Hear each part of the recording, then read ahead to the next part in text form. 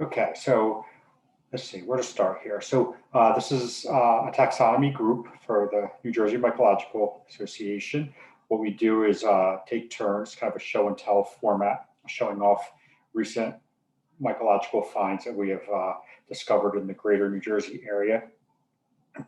We either offer an ID, what we think they are, or we ask for an ID and people can help identify if we can.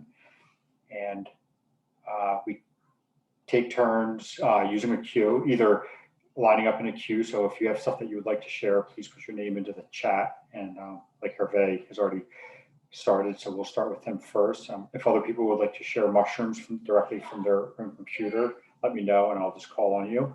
Otherwise, I have some emails from some people that I will take after we go through. I will jump into them and show them off. We ask everyone, please share the time to take about 5 to 10 minutes for your stuff so that everyone gets a chance to share. And if somebody could type the names of the mushrooms into the chat box, that would be cool. Helps everyone kind of see what we're looking at a little bit better. So with all that, you want to start, Hervé?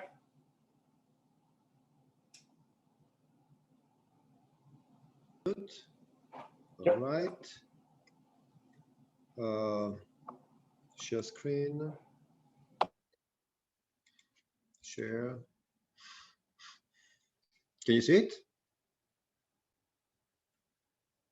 Can you see the mushroom? It's coming. Sorry, I'm muting myself too. So if you ask something, I have to unmute myself before I can answer, hence the delay. Stinkhorn. Yeah, that's a really cool picture of that. Yeah, Okay. feature that's helpful is I that believe this is a stinky squid. Yeah, the arms are joined at the apices.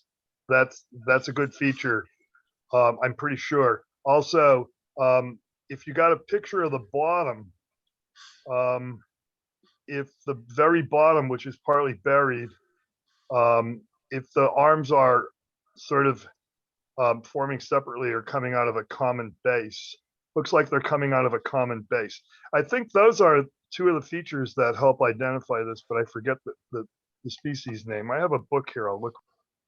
Okay, I believe this is a stinky squid. It's all Dave. It's already up in the top of the screen. Oh, whoa. Okay. Kind of behind the picture. Oh. And it really stinks.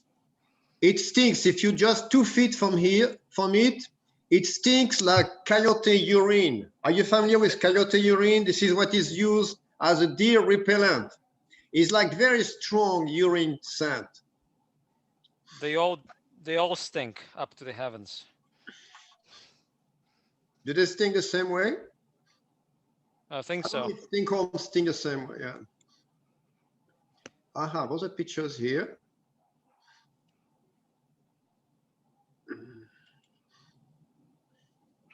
So my understanding is that they smell like that to attract flies. Yes. And then the spores stick to the flies and the flies transport the spores to new locations. Okay. Come on. I think, Hervé, I think if you just hit the little arrow button that is off to the right, it'll just scroll right through your pictures. But I don't see the arrow button. Okay, I see one on the left, but not one on the right, because probably, okay. You have to hover your the mouse. gallery is hiding it. Okay, maybe it's going to work now. Okay. No, I cannot see the button. Oh, you're hitting it. It's really neat. It's really, really neat. It's much more interesting than the typical, you know, stinky. Okay, look.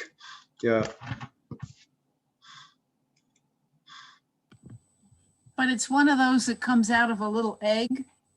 And this picture you have up now doesn't show the little egg, but in some of the other ones, when in fact there is the little an egg about ready to hatch out. Yeah, there's the egg.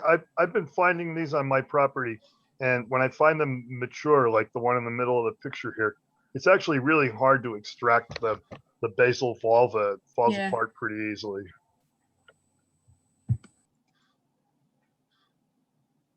They all come from a egg. Yeah, I All think the all stinkhorns come from all an of egg. them come from And egg. what is the black stuff in the middle? No, that's like debris. That's just debris. You Yeah. think so? Yeah. No, Yeah. that's Oh the no, it's in black the stuff is the center. stuff Right. Oh, in the middle. Oh, Oh, I yes, see. yes. mass. Oh, there was Yeah, yeah. something stuck. It's the That is the spore mass. mucus, the green, the spores. Those Yeah, are the that's what the spores. flies in the land middle. on and That's and what carry. the flies eat and take away somewhere to distribute the spores. You can tell when it's finished is when all the black stuff is gone. Okay, so this is like an unusual way to propagate the spore, right? So it's not a dust, it's a Gooey mass. gooey mass, yes, that probably sticks to the flies or Sticks to their feet, right. to the feet of the flies, yeah.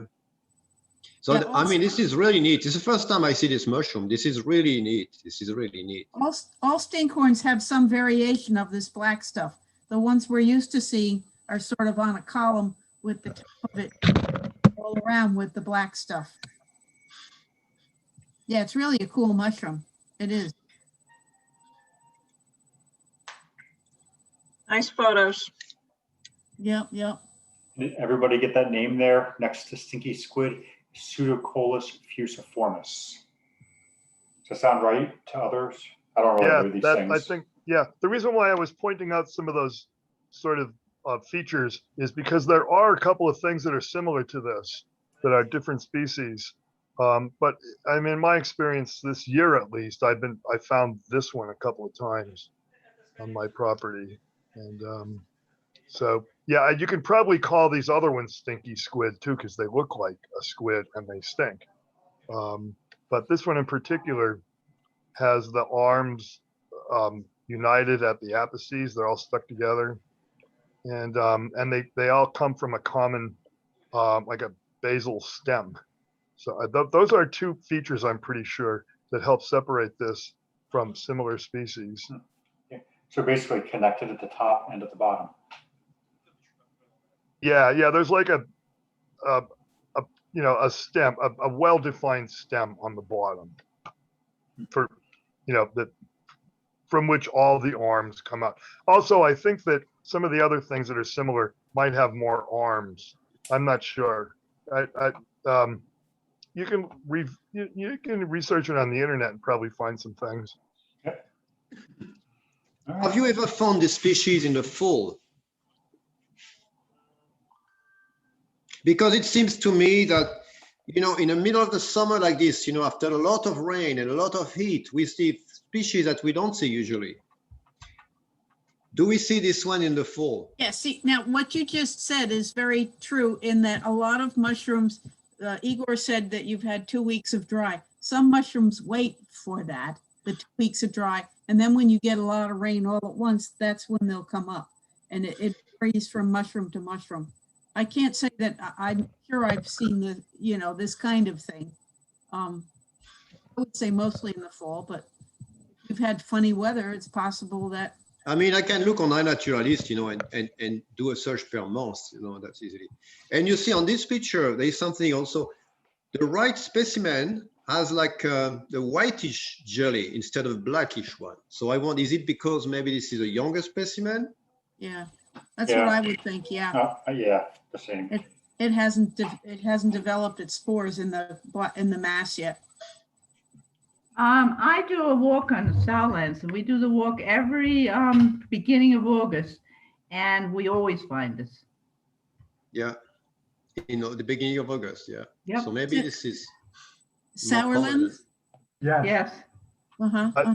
I have a Bisset manual here that says July through September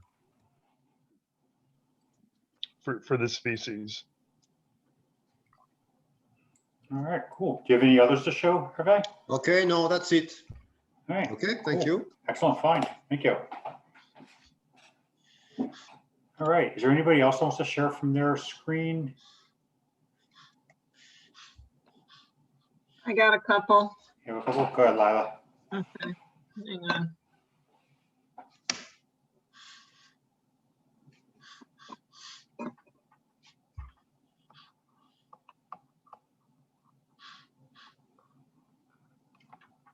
All right, here we go. All right, let's start with this one, because last week, I think the one I had that I thought was this, I didn't get a lot of support for it. So I think this specimen is the Lactarius samicola. And zone 8 with the depressed center being significant for helping to identify that.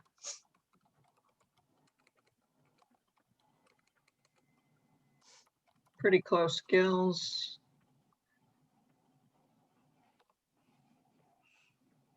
Nice color.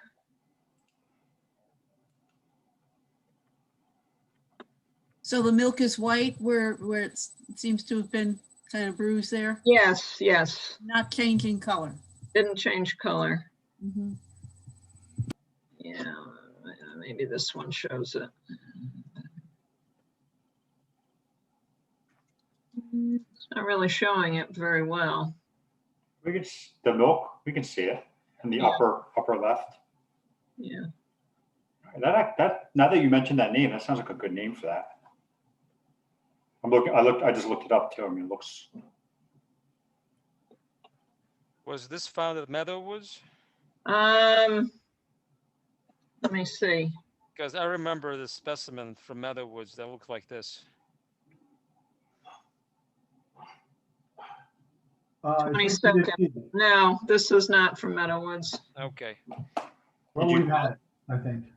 We saw it at Meadowwoods, and I think there was a related species that looked like it from the top, but it had more funnel-shaped body, and the gills were more decurrent than shown here. And it could have been another species, but looking at the cap from the top, it looked exactly like this.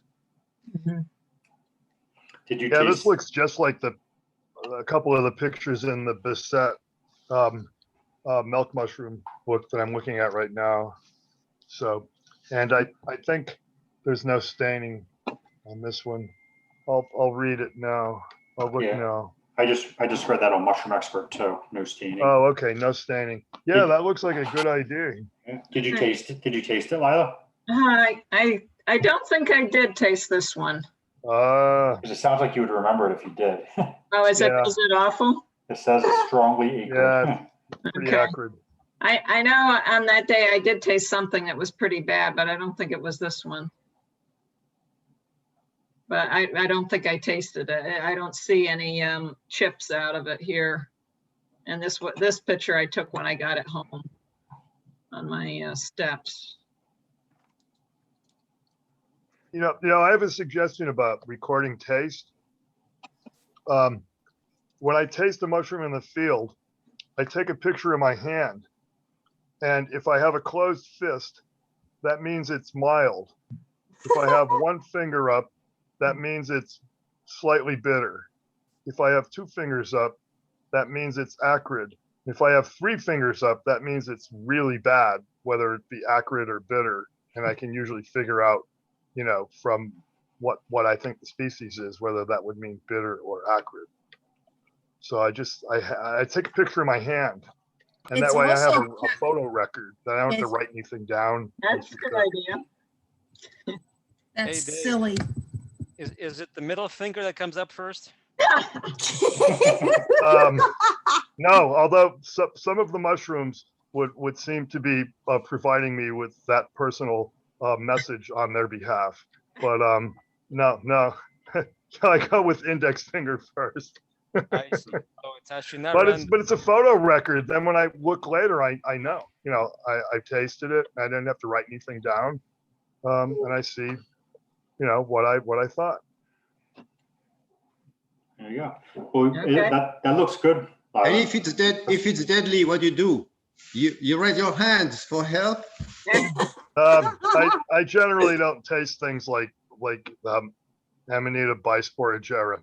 I mean, actually, it is said that you can, and it won't bother you as long as you spit. But there are no lactarius or lactifluous species that are so dangerously poisonous, Russula as well, that they're gonna really cause health problems for you if you taste them.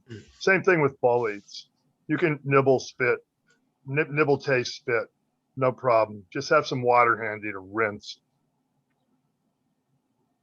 Okay. Tell us about this one, Lila. All right, so yeah, so I found this one, actually, Lauren, I was with Lauren and she found it. And told me it's one of her favorites. So she, I think I have found it in the past, but I never brought it home to try. So I did bring it home and identified it, confirmed her ID, and I ate some of this a little bit to try it. It was very good. Lactifluous or lactifluous.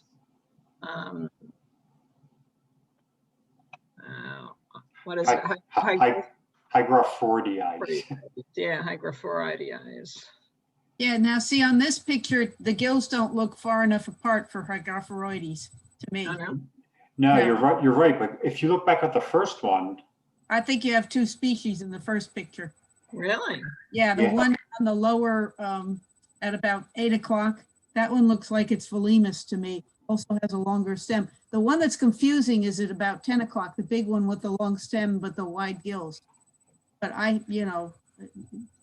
they could all be growing in maybe the they're all same area. hygrophoroides. In fact, they used to, They're all hygrophoroides, I would say. It's just the way that picture was angled.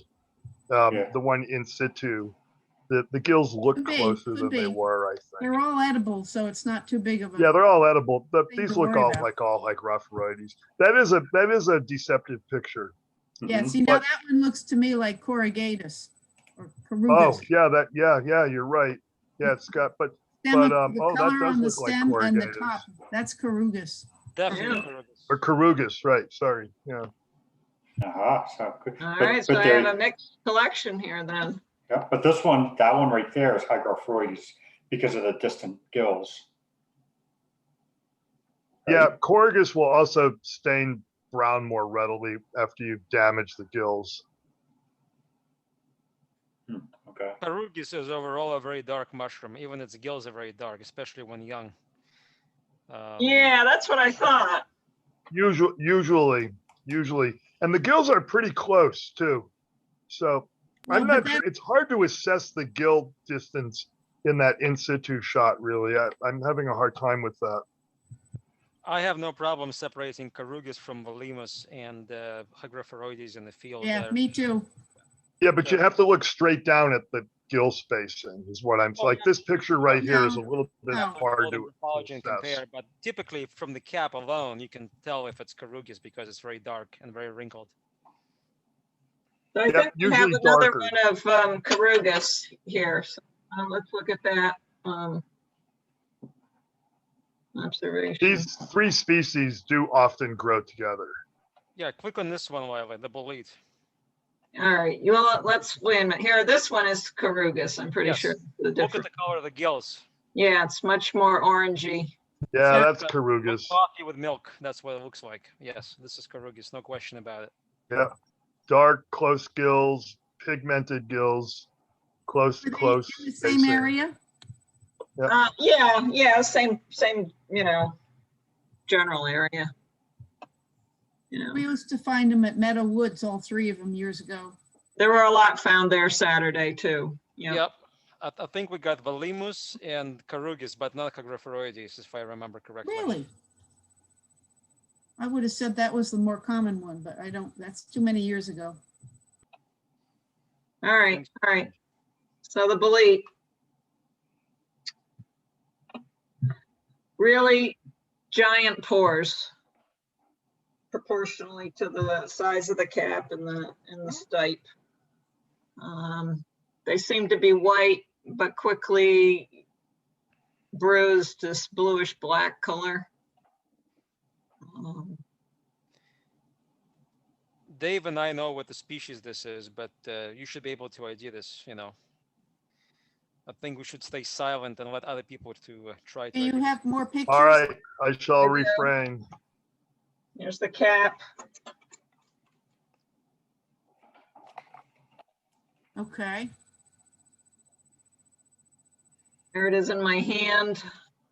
So it was not a very big mushroom at all. So what do you think, Susan?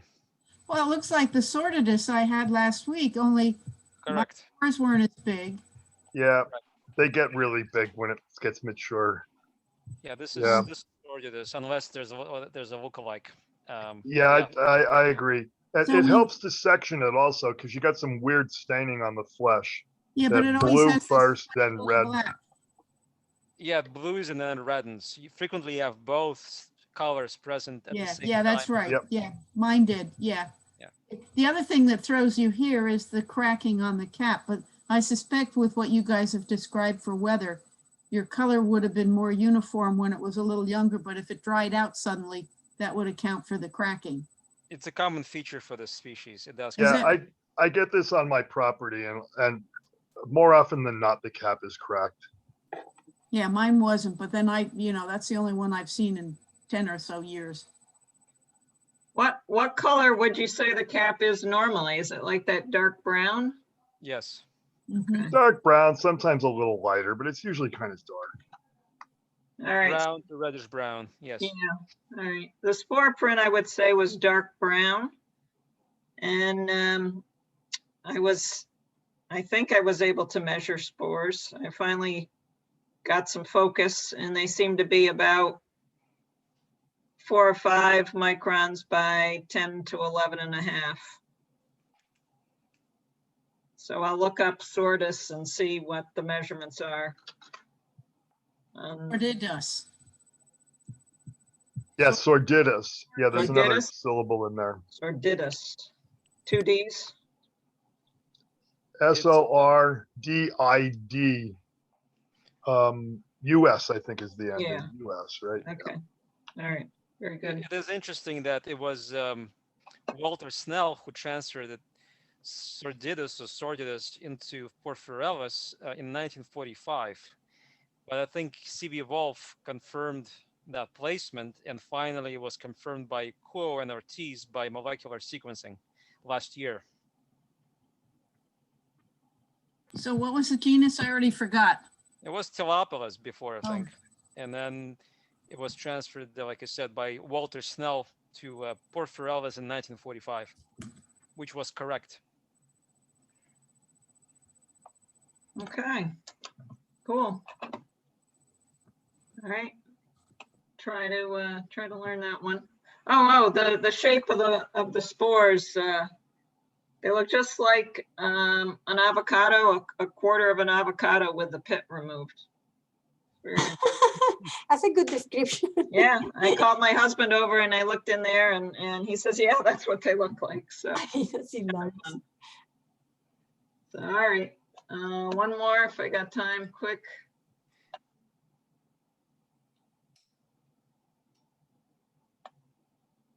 So I'm fascinated by these things that have the little veining, the cross veining. Always catches my eye when I find something like that. So this is, I think, is a Cortinarius, but I don't know. Cortinarius torvus. Yeah, Torvus, I would say, because of the whelp, the persistent ring Okay. and the widely spaced gills. I Yeah. call it the stock, actually. And the stock, the stock too. Yep. Not the stock, no, the suck. The upper portion. Oh, of, the sock. Oh, right. Yeah, the a veil like you coats see, the lower stem, right? Right. And then there is a ring that usually sticks around for a while. Beautiful. Yeah, this is a textbook example, really. I would say Wow. of this species. Yep, technical. Yep. Wow. nice collection, Lila. Thank you. Yeah, Thank you. very nice. Very fresh. Beautiful. So you can go and change your ID to Cortinarius torvus. Let me type in the name into the chat. All right, super. Thank you. Yeah, so that was kind of just happened to be, stumbled upon it walking through the woods, and I stopped for a minute to look around, and of course then I happened to look straight down, and there it was. What kind of woods? What kind of trees? Black birch, oak, tulip poplar. Okay, so it's more of a deciduous woods. Yeah, definitely deciduous, kind of mixed deciduous, different kinds. Okay, thank you very much. I'll update these. If memory serves, years ago, we found this at Ted Stow's Preserve, and I think John Brookhart can confirm that. Maybe not. Yeah, I've found this species in the southern Adirondacks, where there are areas with oak woods. Yeah, John would have to look it up. He's chewing on his salad right now.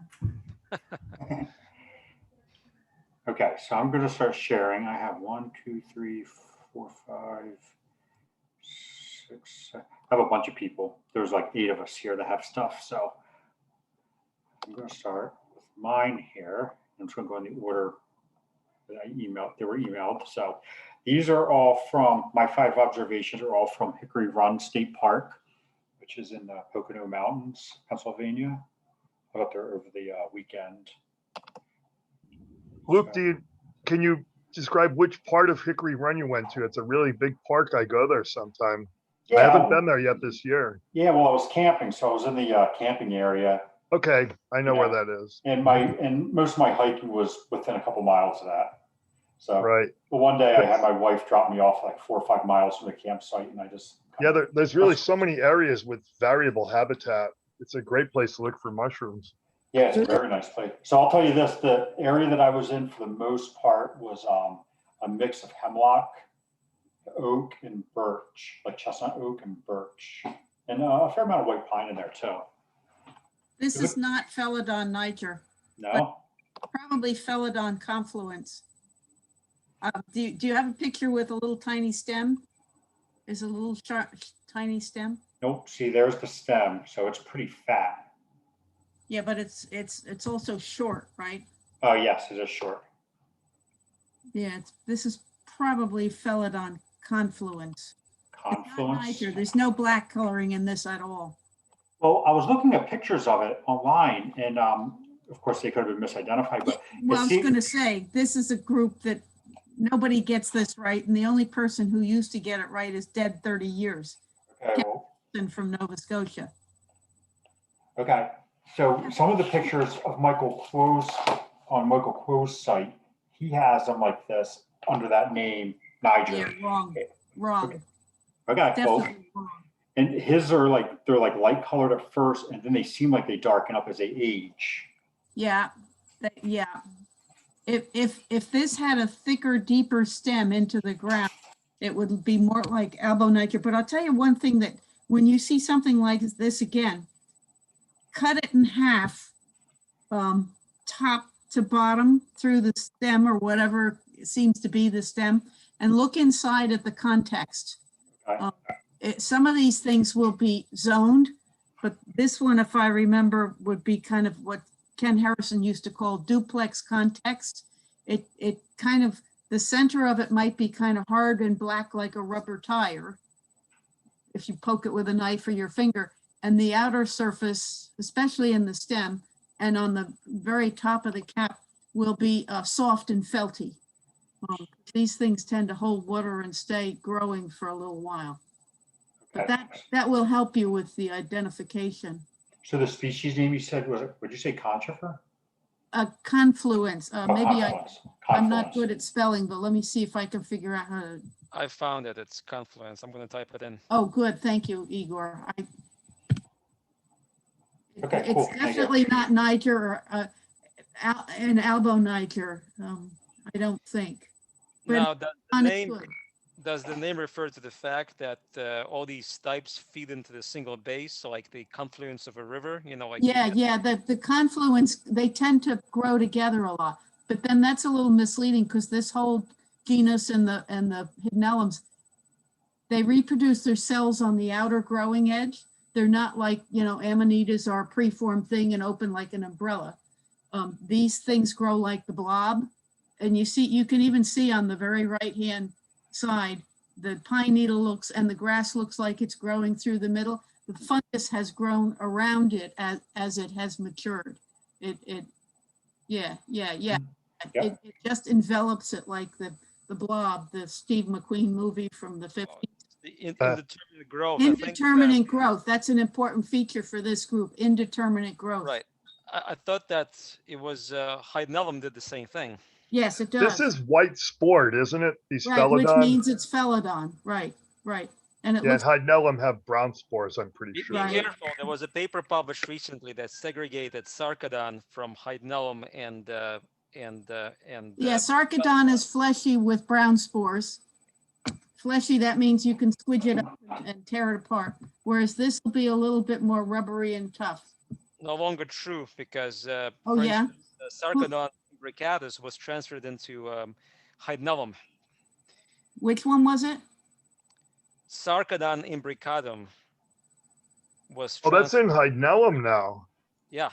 And the Wow, author well, that's said a that surprise. not rely on the spore color to separate these generic. Right, no, yeah, right. Do you remember who the author was, Igor?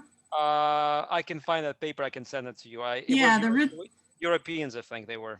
Yeah, that would sound right. And they're very thorough, probably Swedish or Norwegian. Let me try to look for this. Yeah, I would be interested in that because this is a group I like to look at.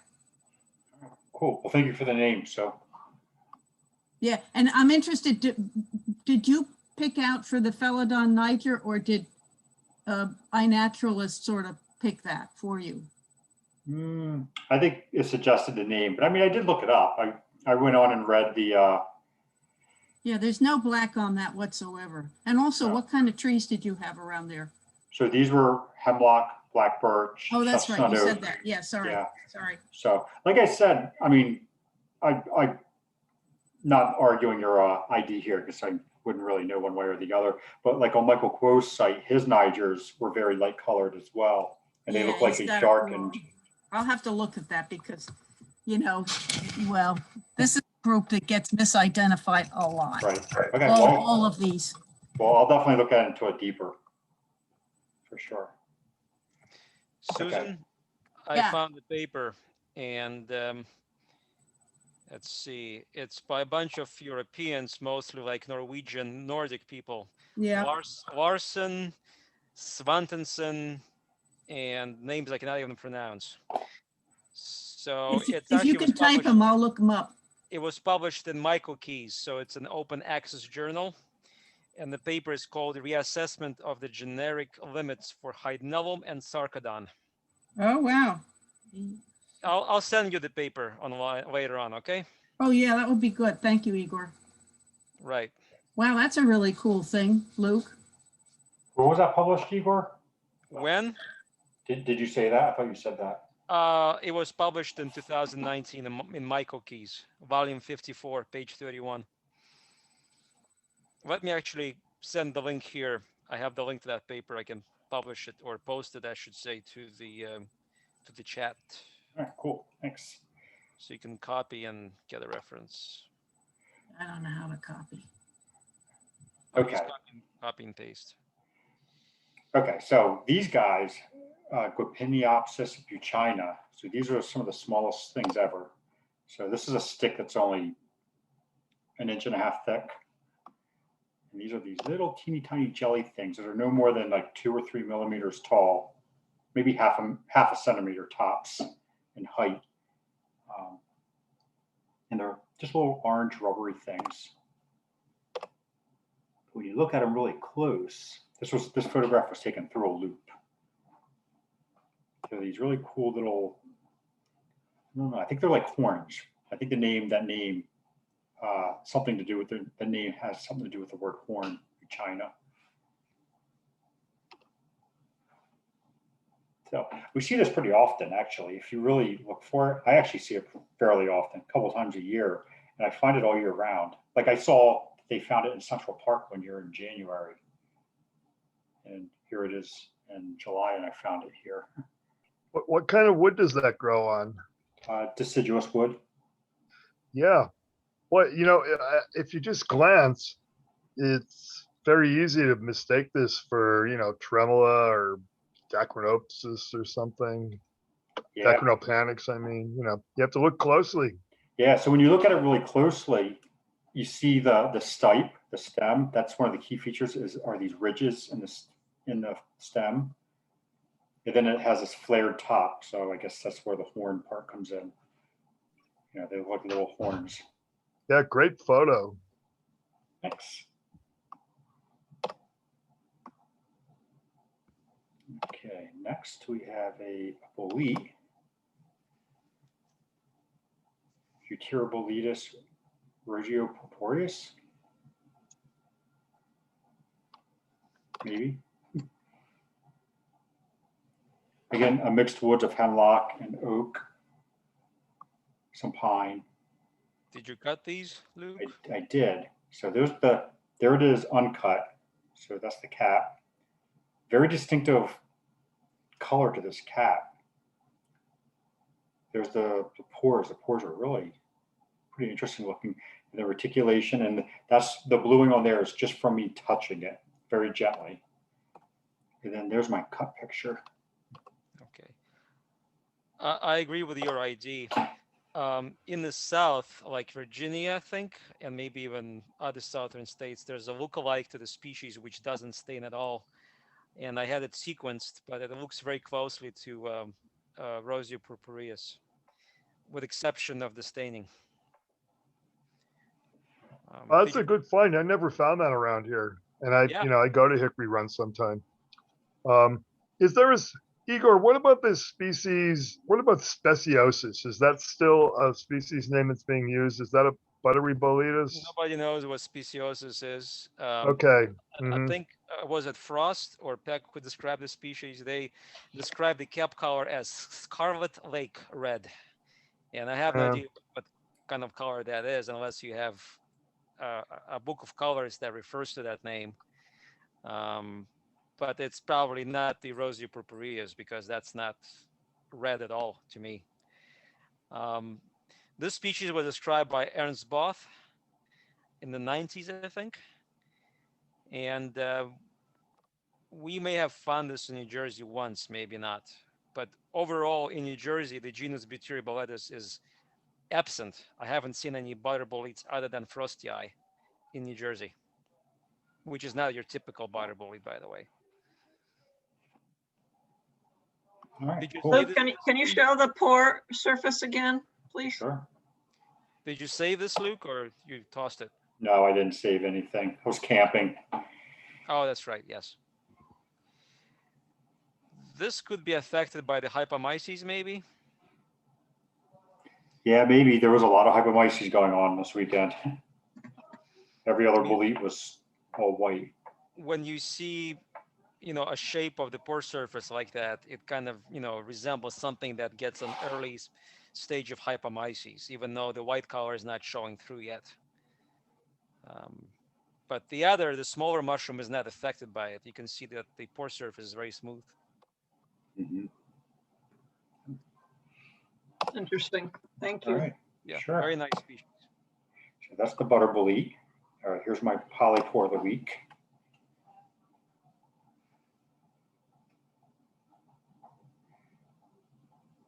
Shiny cinnamon polypore, Coltricia cinnamomea. So this is one of what, like 2 or 3 Coltricias that we see in the area. This is the one that has the, if you look at the cap surface, it's really like metallic looking. So when you when I turn this like in the sun, it actually like kind of refracts sunlight.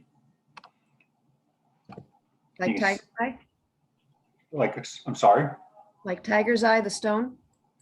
Yeah, I think so. I think that's how tiger's eye is. Like it's like reflective, right? Kind of metallic. I think the word for that is glancing. Glancing, yeah. Like so glancing, I always think glancing is when the pores do that. Yeah, when the pores change color as you move it. So yeah, I guess that would be appropriate for the cap too. So you can see that these are on stems. So they grow right from the ground. I think they're thought to be mycorrhizal. And they're in with the Hymenocatiales. So they're kind of superficially closely related to things like chaga and like Phylinus, and not very closely related to things like Trametes and Ganodermas and such like that. So, but they are poroid. I find something like this commonly up here, but mine I call perennis. The cap surface is a little not as fuzzy as that. Yeah, I think perennis and Montanii, I think is how you say it. Those are the three that I can think of that. What happened to cinnamomia? This is cinnamomia. Oh, is that what you're calling this? Okay. Yes. Yeah, you he please just, write the name? he just accented a different syllable. Oh, sorry. Well, who knows? Yeah, see right there. All right, Cinnamomia. okay. We used to Yep. find this all the time in New Jersey. Could you please write It's the name common in because we cannot Northeast read it? PA. Yeah, can somebody type that into the chat? I can't really chat while I'm sharing my screen. It's too small. I cannot see. Somebody will type it. Okay, I can see it now. So anyway, it is interesting that these are thought to be mycorrhizal because most of these things, most polypores in general are not mycorrhizal. They're decayers or pathogens. Okay, my last one is a lactarius.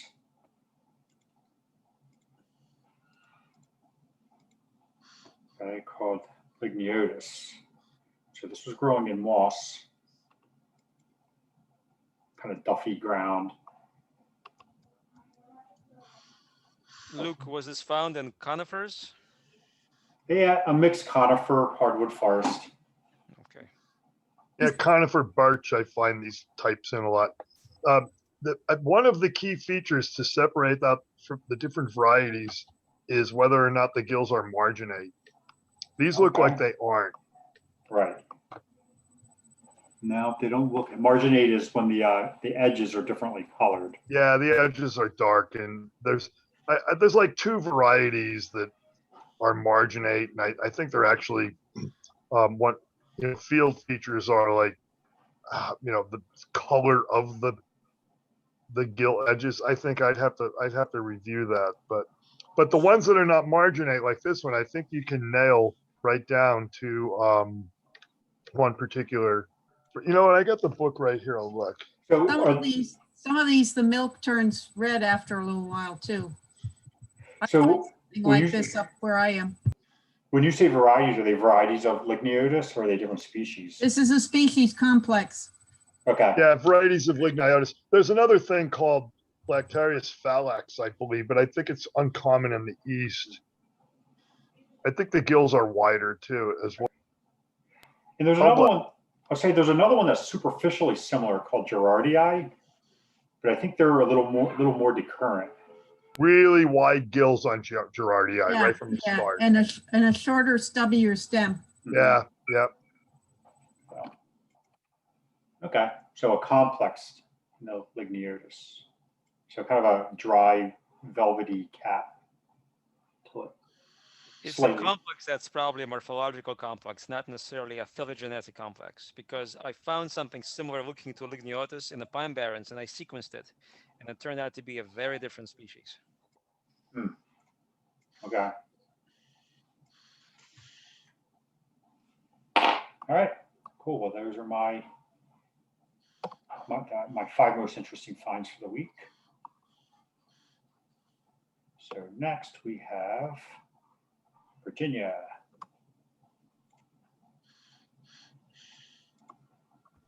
Hi, Virginia. Hi.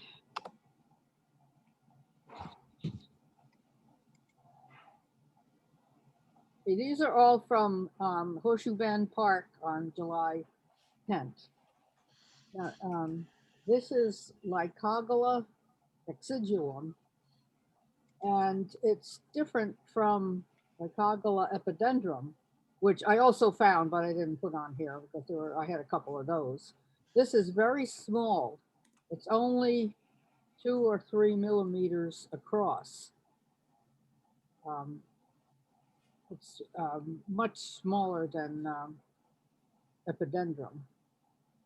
The spore mass in the middle is just about the same. And it might have been red also, just like Lycogala is reddish pink. When you first see it, this might have been like that, but then it turns it's sort of brownish.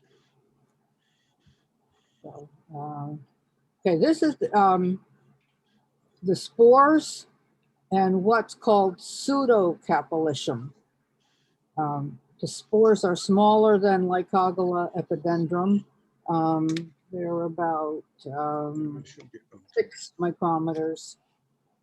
And the pseudocapolicium, which looks like a long tube of sausage, is smaller also, it's narrower.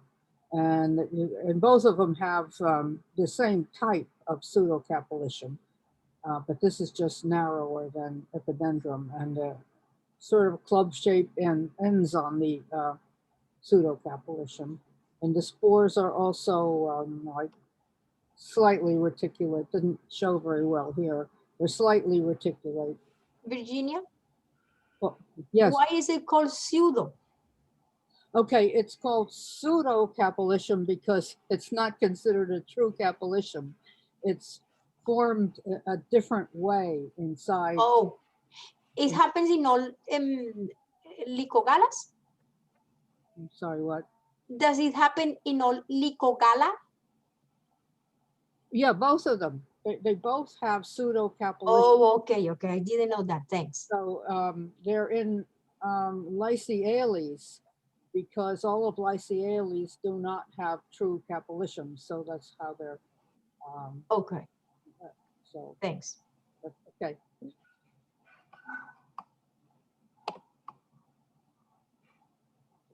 That's about all I think for that one.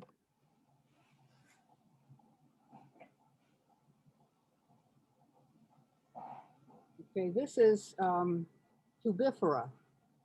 Now this was a bright red orange. This one's it's called red raspberry slime mold because when it's not mature, it's that bright color. And it was when I first either picked it up or somebody gave it to me at Horseshoe Bend. But after a little while, it turns this sort of brown. But even when it's red, you can see that the surface is sort of dimpled. And the next picture, this shows how it is formed from a cluster, a mass of tall, narrow sporangia that just grow very closely together like that. So, you know, if you collect it in the red raspberry stage, you can probably almost see the tops, the sort of dimpled tops that are going to form the tops of the sporangia. So it's Tubifera ferruginosa is the name of it. And let's see this. Spores are about 6.5 microns, and they're also slightly reticulate.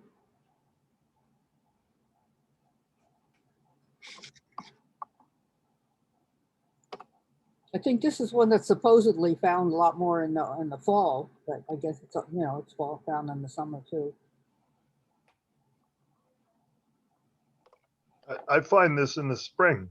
Oh, in the spring, yeah, probably any time, but maybe more often in the fall.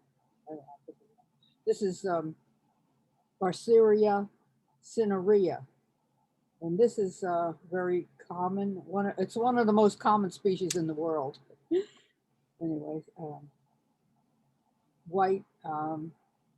When the outer peridium falls off, which it does rather quickly, and then it's kind of fluffy, like cotton candy.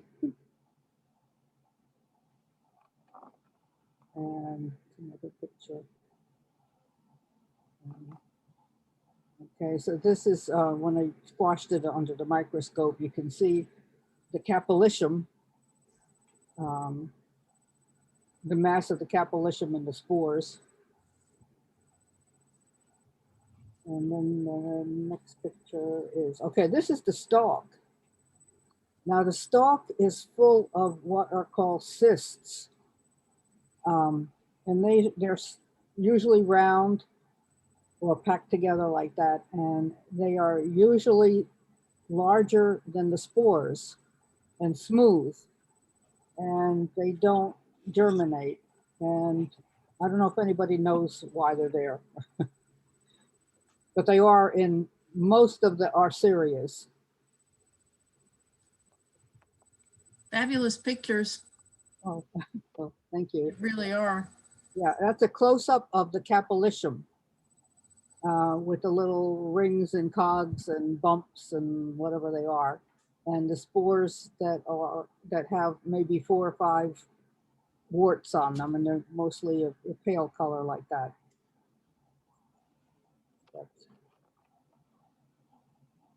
That's just the spores. Yeah, you can barely see the little warts.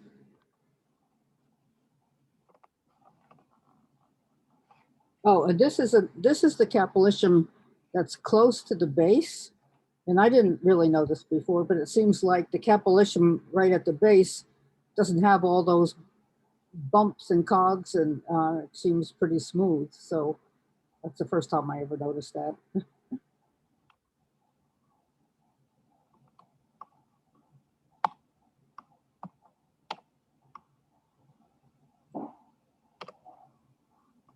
That's pretty neat.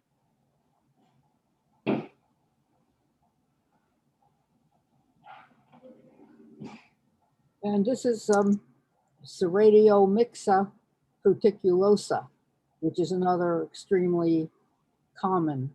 And it's actually not considered a myxomycete. It's, I'm not sure where they place it, whether it's a Dictyostelium or exactly what, but it's usually, studied along with the myxomycetes. And that's kind of dried out a little bit. It tends to dry out quickly after you gather it. Sometimes it's a little more of a close-up where you can see almost the spores are external. They grow on the outside of the covering of it, rather than all the other slime molds have the spores internally, but this one is different. So, I mean, all of these were at Horseshoe Bend Park. I think I found a couple others, but this is all that I had to show. This is the species that takes on different morphological forms, right? Yes, it can have what's called the poroid form. The other week, I think somebody had, Bianca or somebody showed the poroid form, which is more, looks like a bouquet, whatever. And these are just the two basic forms of this species. There aren't too many species in this genus, but there's one in the tropics that's called Kella or something like that, because it almost looks like the mushroom. It's rather pretty, a beautiful white slime mold, but it's only found in the tropics. So that's all I had. All right, very cool. Thank you, Virginia.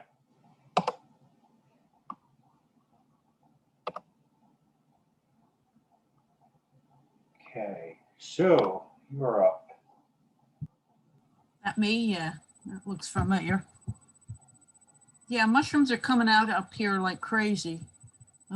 Most of these, at least these 4 pictures, are from Elk Lake, which is a high-end resort in the southern Adirondacks. This is Pseudomerulius curtisii. I haven't seen this in years. I think it has a strong smell. I didn't actually collect it because I want to see if it's still there in 2 weeks, which I doubt.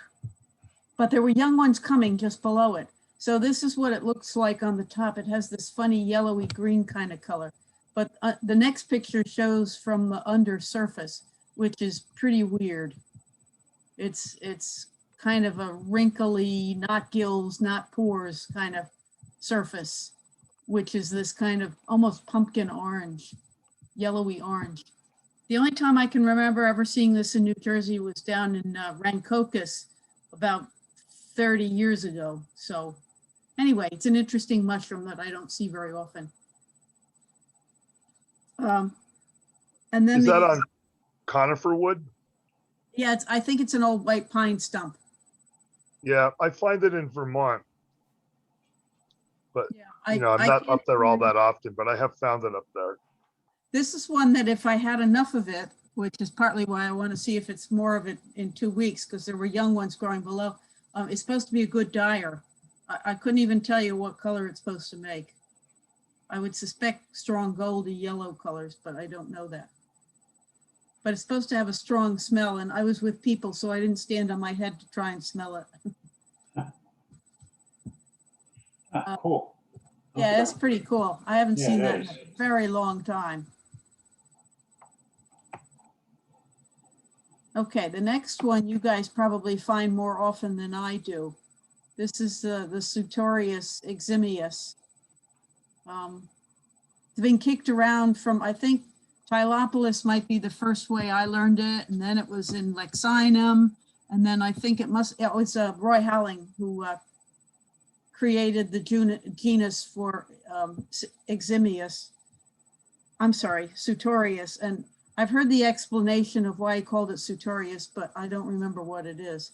But it has this very distinctive kind of purpley looking stem, purpley brown, and then the brownish purpley cap surface, and then kind of brownish underneath for the pore surface. Susan, who described the species before it was transferred into Sutorius? I don't know. I'd have to look that up, Igor. That person was not a professional mycologist. He was an amateur mycologist, and his true occupation was a shoemaker. And that's what that's what okay. Sutorius means in Latin, shoemaker. Oh, that's why Roy probably picked that name then. Yep. And yeah. I can probably tell you who described the species. I knew I had heard the reason why he did that, but I didn't remember what it was. Was it frost? Except that we used to see this a lot more, particularly at the Comaphore. It always turns up. So I was kind of surprised to see it. And I've only seen that in my 12 years here about 3 times. But it's a neat mushroom and it's pretty distinctive. Lots of this in a couple of spots I go to down here, in particular one spot. It's hemlock, birch, some oak mixed in, whole lot of this. By the way, the Audubon manual lists this as edible, and I got sick on it a long time ago, 30 years ago. Yeah, I think that I've heard that, I think, down the years. Yeah. Well, I think it's a coniferous associated species. I think it's a hemlock associated species, and that's why we don't see it in New Jersey unless we go into Stokes or places like Wawayanda up in the extreme northern New Jersey where hemlock is still present. But regarding the authorship, it was Peck who described it. So maybe Peck was a shoemaker.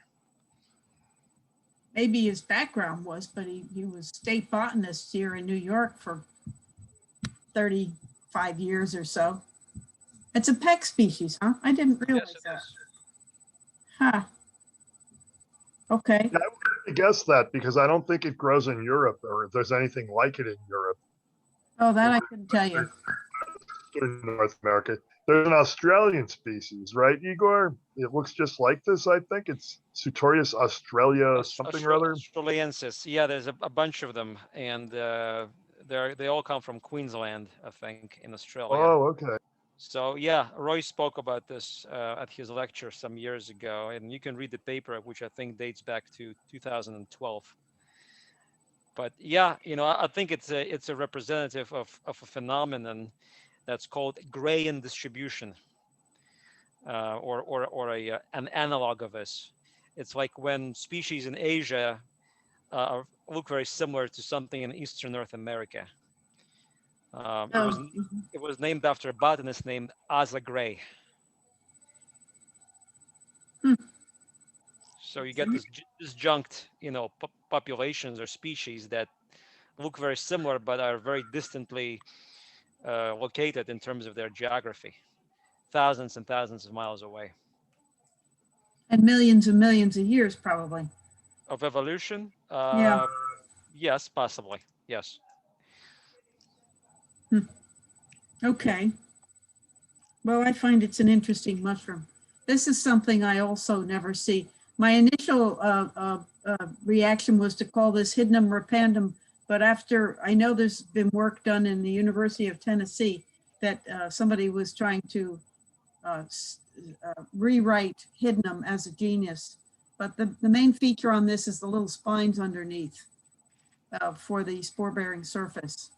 And it was a really nice bunch of them. The trouble was I wanted to eat it, but it's so incredibly dirty because it was along a roadside with sandy gravel, and you can see that the dirt is right up into the spines. So I still have them, but I haven't done anything with them. And I left a few of them growing there. This was also down at Elk Lake. But I don't see Hydnum this big very often at all. And I would have said, you know, most of the Hydnum repandum things, well, they might be hemlock. I'm not sure of that. This would be a mixed kind of conifer northern woods situation.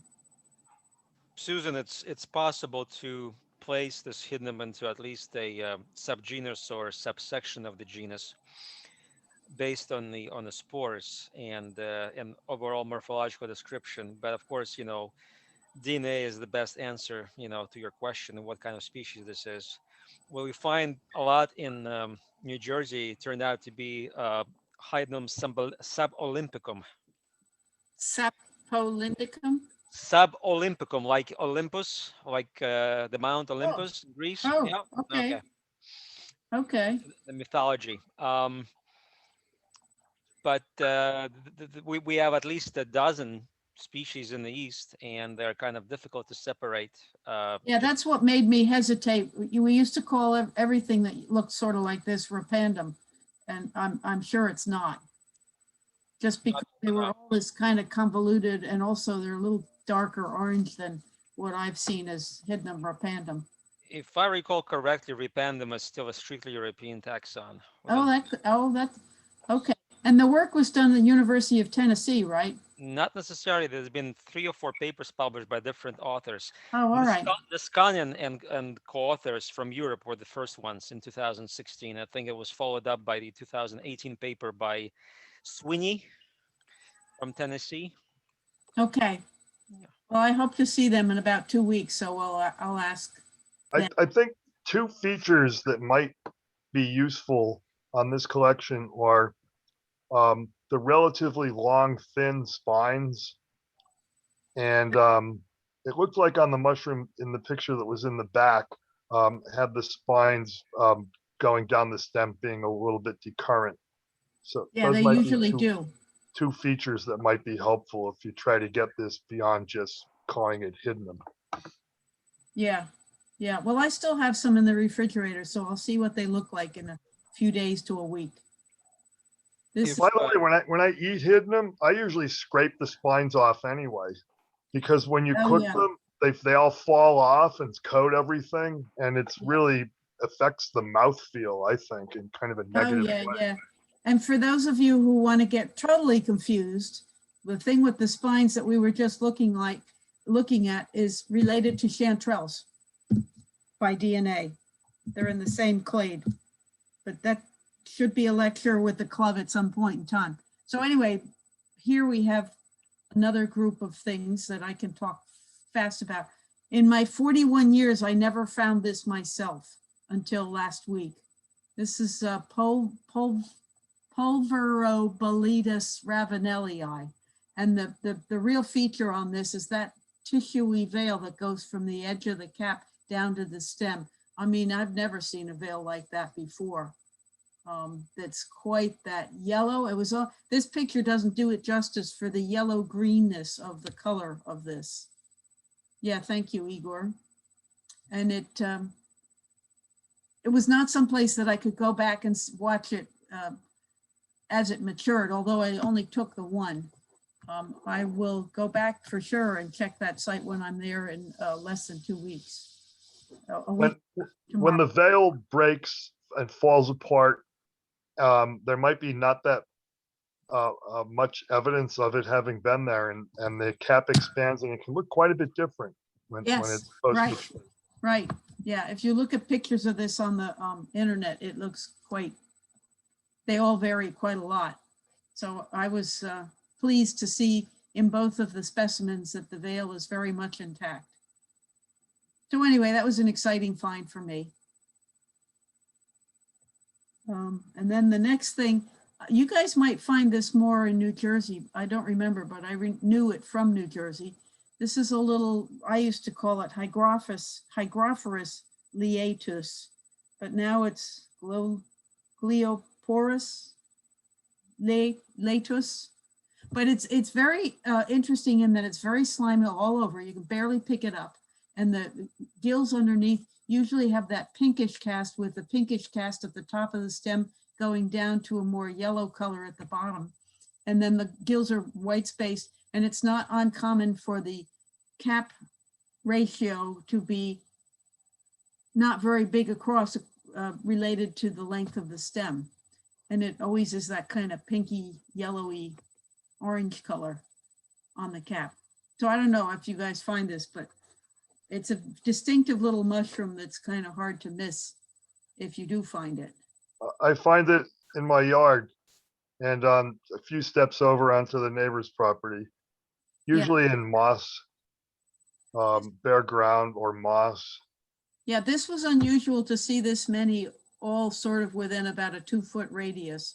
Usually I just find 1 or 2 along a path, and this was last Friday, but for the last week and a half, and even down at Elk Lake, which was quite an hour and something south of here, it was everywhere spotty. It was, it seemed to be whatever the weather circumstances were, it came out everywhere across the Adirondacks, is what I'm guessing. So it's a neat little mushroom.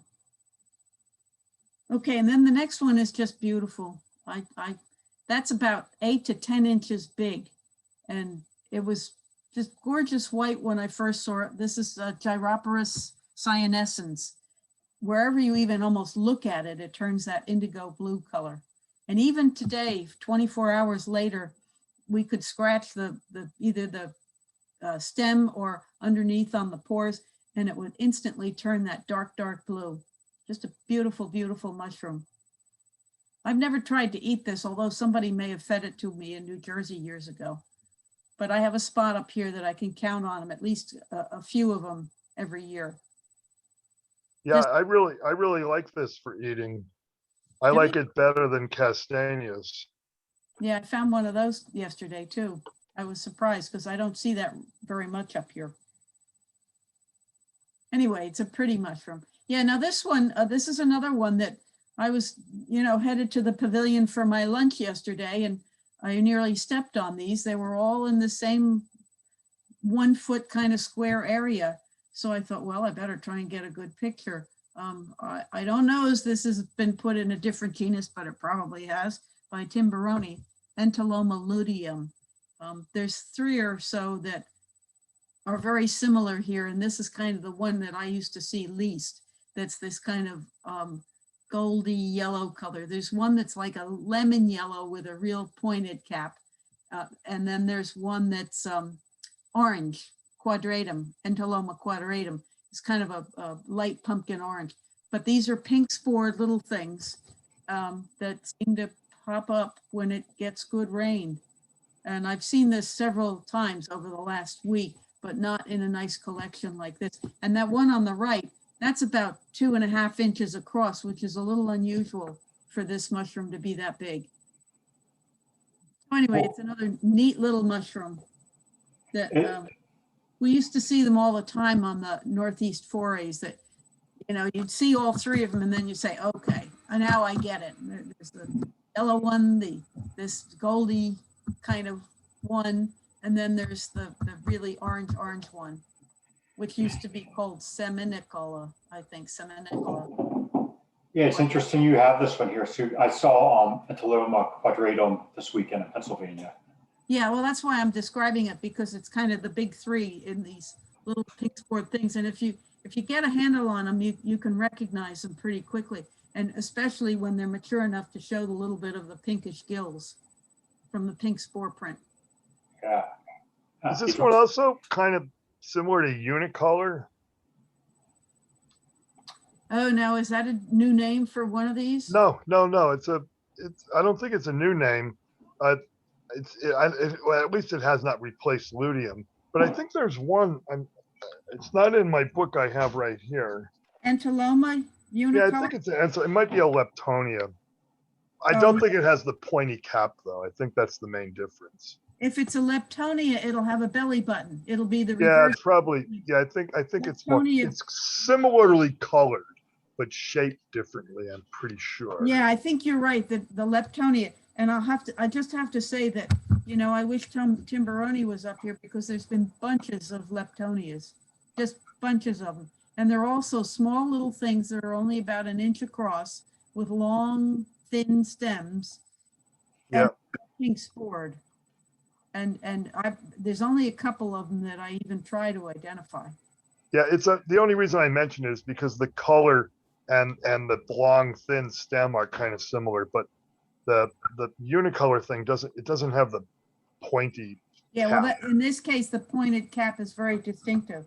Yep. Whereas leptonia, it's the opposite. It's a belly button that depresses at the cap. It's funny, if you look up pictures of Entoloma unicolor, they're all depressed like that, but they are called Entoloma unicolors, at least at one point. Okay, thanks. Yeah, because if I try to leave this page, my computer will shut me out. So I can't like. Interesting. I'm just looking it up myself in the Entoloma unicolor. The first thing I'm seeing says it's a peck species. Ha! Yeah, but I think it's truly a leptonia. I think that we find the Murray and the which is the yellow one. And the other one in Spagman, but I found this, but not in Spagman. So it probably doesn't need that wet moss. I don't know. Usually it has to be pretty wet, but you're right. This was not a moss. Well, it was a little bit mossy and a little wet, but it wasn't sphagnum. On this today or yesterday when I was looking at them. But I think we've had so much rain up here that I'm finding all of these little pink spored things and sort of wanting to stomp on them because they're very difficult to identify. It also has a white foot. Yes. Yeah. They get light white on the bottom of the base. Yeah. All right, cool. Thank you, Sue. All right, Marisol, you ready? Just a little early. I want to see. See.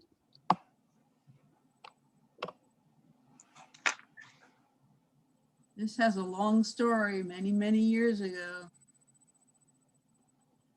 Okay. Yes. I really don't know too much about gilt mushrooms. And the only reason why I put this in here is because Igor identified the rusula in our foray in Middle Woods. And another thing was because he said that it's a very primitive type of rusula. And when I touched it, it felt like waxy, like compact. And he mentioned that it has a few gills and kind of thick. And it doesn't look like and it doesn't look like neat. It looks like a disorganized aspect, but it has its charm. That's all I know. If Igor wants to add a little bit more of that, I'll be happy to know it. Yeah, this is Rusula earlii, named after somebody named Earl, with the last name Earl. And you said you found this at Meadow Woods? Yeah. Yes, and there was more than one collection, by the way. Yeah, well, I'll indulge me for going back about 35 years. When I was married to Jeffrey Kibbe, he took this home probably from Meadow Woods, and he kept looking under every identification of Hygrophorus, everything he could find on Hygrophorus, until he took a spore print and looked at it under the microscope. And then he about flipped out because it's a Russula. And then it was easy for him to figure out was Russula earlii. But it has very, it looks like a Hygrophorus. I thought it was a Hygrophorus the first time I ever found one. Right, right. Until I looked at the spores. It's so funny. Yeah, yeah. It put it in melters and they turn blue and they have spines. But it was just the funniest thing. He went round and round and round on this damn thing. And then, you know, that's when he and Ray were starting to work on that Russula key that some of you use. But so it's one of those mushrooms that I would never forget just because of that. But it doesn't look like a Russula. Yes, it's an interesting story, Susan. Reminds me of an analogous story when they torture mycologists by separating Pseudoboletus parasiticus from its host, and then asking them to ID the species, and everybody's like, "Oh, must be a new species. I don't know this one," and so forth. Yeah, and then you show them the host and say, "Ah, we know what this is." Now it's all coming back. Yeah, I don't really have much else to add. I don't know much about the species. I've only seen it a few times in my life, and this is like the last time in many years I've seen Russula earlii. But I've read somewhere, maybe it was Michael Kuo's page on the species, that it's a primitive Russula, basically like an early diverging species from the clade, found at the basal position of the clade. Yeah. Once we had figured out what it was, it turned up on several forays. And so it's fairly, I won't say common in New Jersey, but it's distinctive enough that you can definitely identify it. Yeah, it's a cool mushroom, Maricel. Yeah, very cool. Think of this as a relic from the past. Yeah, yeah, I think that's, yeah.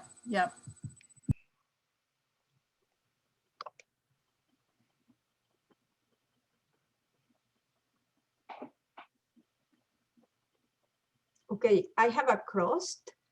I never found anything on conifers here in this area. I don't know. Yeah, there were some dead conifers, but no. All that I found was in deciduous woods. So this cross was very small, like maybe 2 inches long.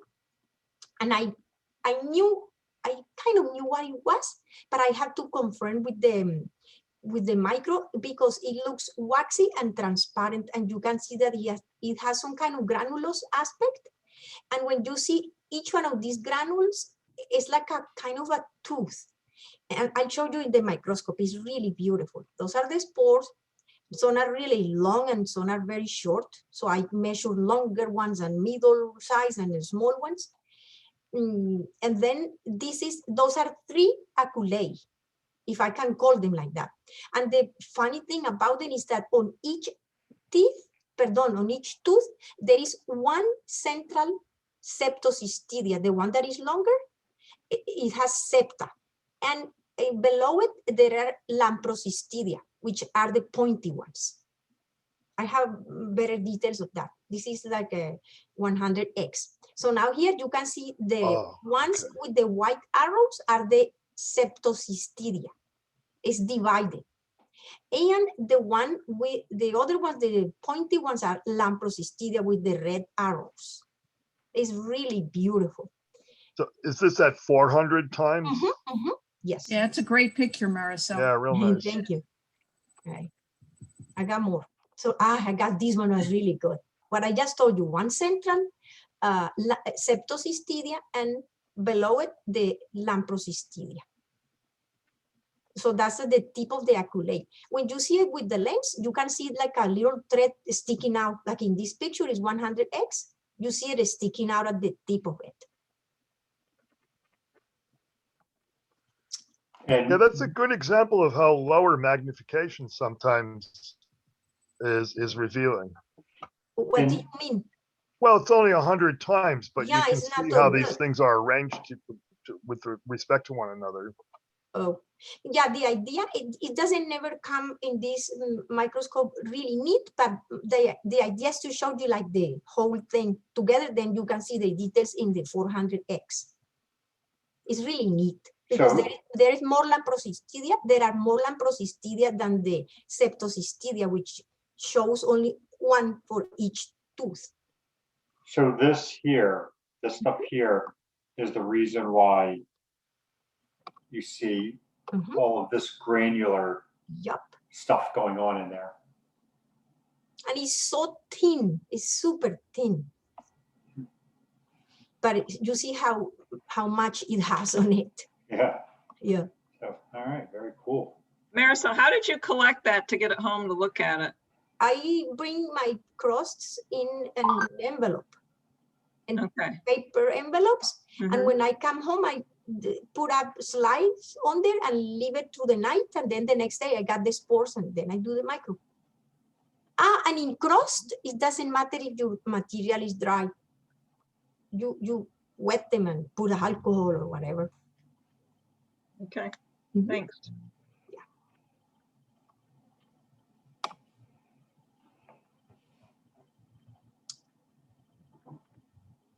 This is from Middlewoods also. It was like 3mm size cap. That was my first motion that day. And 3mm cap, it was super tiny. I found something similar that I showed you before on poop. But this one has hairs on the cap and hairs on the stipe, but they are not pointy. So I don't know the species yet, but I am in the right track. It's Coprinellus, the little tiny one. It looks like a flower, almost like glassy. You can see that it's almost transparent. How do you know it's not Coprinopsis? It's Coprinellus, the tiny ones. Yep, yeah, but I'm just wondering, how did you I already found, eliminate Coprinopsis? yeah, no, it's not. I already found this sister of this. I just didn't have a chance to go to the species. And it's a Coprinellus. That means little Coprinus. Yeah. And I have the micro of the hairs on the cap and hairs on the stipe. Yeah. Can you show, please? Okay, so these are 3 hairs from the stipe. They have a bulbous base. And the one that I found before on poop was no, this one is not pointy. This one is obtuse, would you say? Or rounded, I don't know what's the right word to say that. But the other ones were more pointy, not in this species, because there are few of them. Okay. This one is from the stipe also. It comes from the bulbous base. Oh, this is not too clear. Okay. Stipe. Okay. Still from the stipe. It's very numerous on the stipe. When you look with the lens, it looks hairy. So those are the hairs. I mean, it had a more technical name, but still. The spores surprised me because of the size. So I took measurements of like L for large, M for medium, and S for small, and I got 3 examples there. So I got the measurements on the observation. And here is from a cap. They also has these hairs in the cap. I could not take a better photo than this because it was too thick. The thing was kind of melting, and it almost disappeared when I had the chance to do the micro, so it was hard. Yeah, but it's still some hairs. I think they are shorter than the ones from the stipe. With the arrows, I'm pointing to the base. It's very not too neat, but. And then here more that were mixed inside this almost like gluey material from the cap.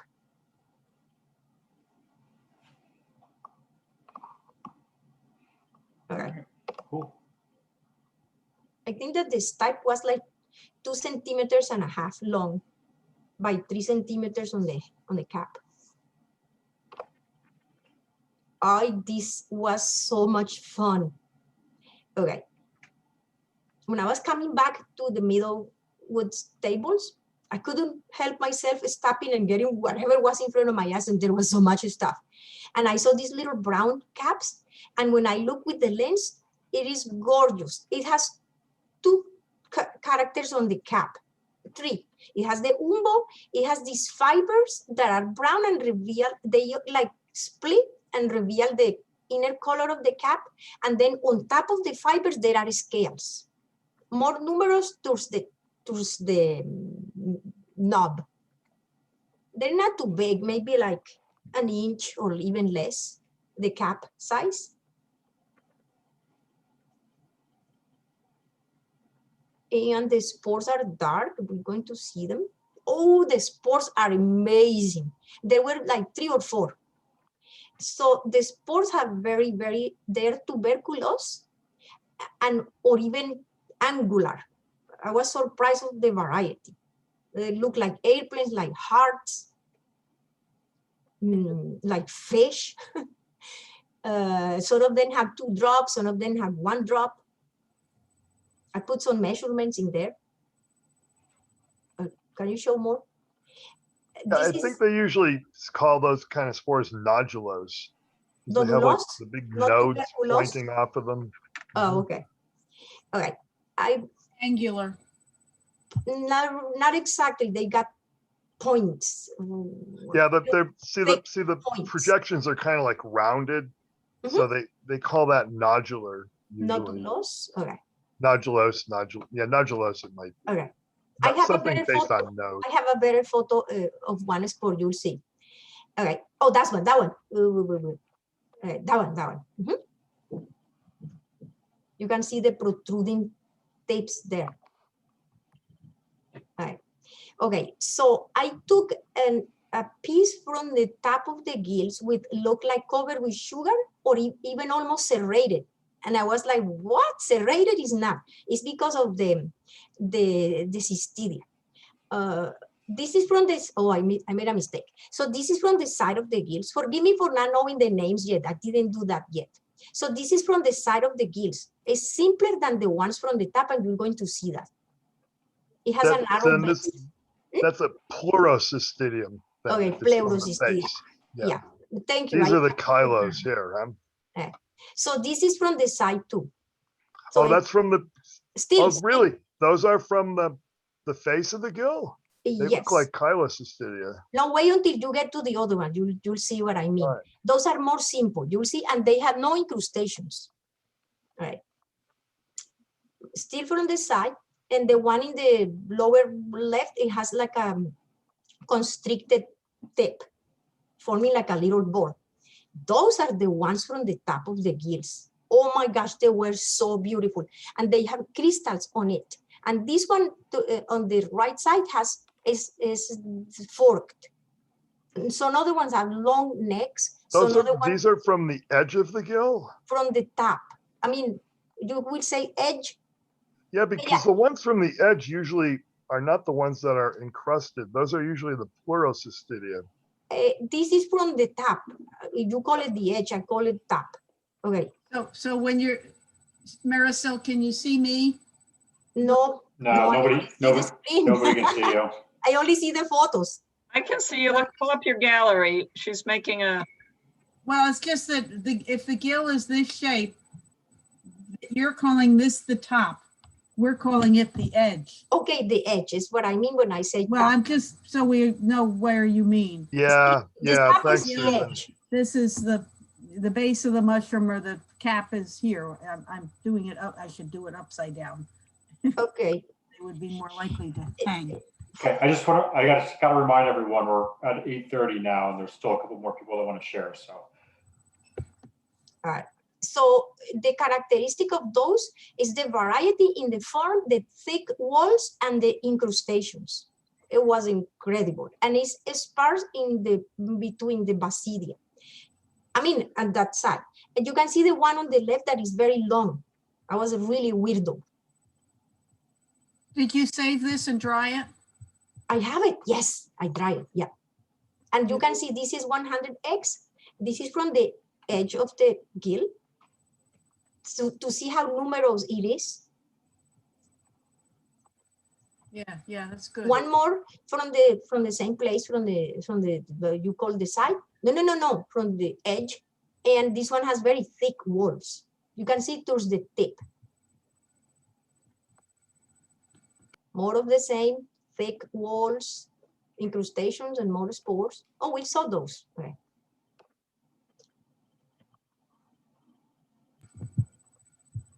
You know, Brandon Matheny's looking for inoceves from the Northeast, so. Oh, okay. Maybe I can send it to him. Yeah, you should. Yeah. Okay, this photo didn't come too good, but I was so enchanted with this little mycena because the foot was blue. It has this blue mycelium. There is a baby and there is a more mature one. And it was gorgeous. The whole stipe was covered with white hairs. Blue mycelium at the base, and the rest of the stipe was covered with hairs, and also the cap. And there were blue dots on the lower part of the cap. It's very hard to show with this, but I look with the lens. This is the cap, like maybe 4 millimeters or so. Still the same photo. I tried to make it better, but it's impossible. You kind of can see the hairs on this type, kind of, right? And towards the lower base, yeah, kind of. Right. Yeah, they look fuzzy. And yeah, but my micro didn't come too good. I was very excited and disappointed when I did it. I could hardly get any spores. They are almost globose, and also some were subglobose with a big drop. I only saw 2 spores. This is subglobose and the other one was globose. I measured them and I couldn't see anything too clear. So those are the hairs from the stipe, very long. I don't remember what is this. I just can't remember. Okay, more hairs. And they have some kind of fine crystals. And this is, I thought I was going to get a better photo of the blue mycelium. That's what I got. I couldn't get anything better. This is in water, so you can see the blue. More hairs from the stipe. Sometimes it's one and sometimes it's bunches of them, as you can see there. And notice that the tip is a little more dense. I don't know why, but that's what I saw. All right, cool. Right. So Mycena amicta. I put Mycena amicta, but I'm not, it's not, I don't think so, because I went to look in Motion Observer. There are 57 Mycenas with blue characters. So I said, forget it. 57. So there are many Mycena amicta variety, Mycena amicta variety, this variety, all the amicta and many other different names. Coerule and subcoerule. No, I couldn't do it. Dorothy called it a Mycena subcerulean. Yeah, but I will have to match the measurements that I have with that. If, yeah, maybe I will try to match, but it was like 57 of them with blue. So no, I gave up. Yeah, those little Mycena are tough. Yeah. But it was delightful to do it. Okay. Thank you. All right, cool. Thanks, Marcel. Okay. All right, Audrey, are you there?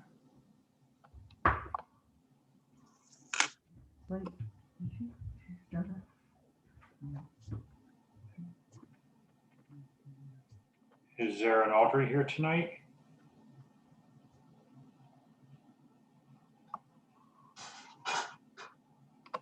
Okay, I'm going to skip over Audrey. If they show up, speak up, and we'll come back to you, okay? So then we have Dave. All right, I'm here. Lots of mushrooms. I'm way behind on making my posts and naming my photos, and I did some other things over the weekend besides look for mushrooms, so that was like a big setback for the mushrooms. That'll teach you, right? That'll teach me, yep. But so anyway, Igor, are you still here? Yes. Oh, yes, Igor's gone. Yes, I am. Oh, you're there. Okay, good. Yeah, these gray bullies with white reticulate stalk, there were a lot of them I found yesterday.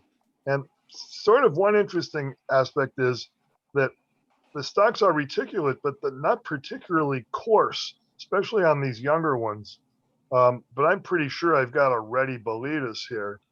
So I posted it as Ready Boletus griseus, and I think that's probably what it is. I don't see a whole lot of staining on the base. But I was wondering what you were going to say, Igor. That's the only 2 pictures I have for this one. There were a whole bunch of other ones. I'll probably make a few more posts after I get it all my pictures all straightened out. Okay. So when I'm looking at these 2 species, griseus and Vinacipes, as it was described, maybe like 13 years ago by Ortiz Santana and Baroni from the Dominican Republic, or that part of the world, the Caribbean basin. Um, they didn't do DNA, so nobody knew what this mushroom was till Ortiz Santana decided to post or sequence it and then post the sequences in GenBank, because apparently somebody else was working on publishing a species, and their work has been obviously terminated before the paper got written. But when I look at Vinacipes and Griseus, there are distinct features to these mushrooms, and they're not all morphologically oriented.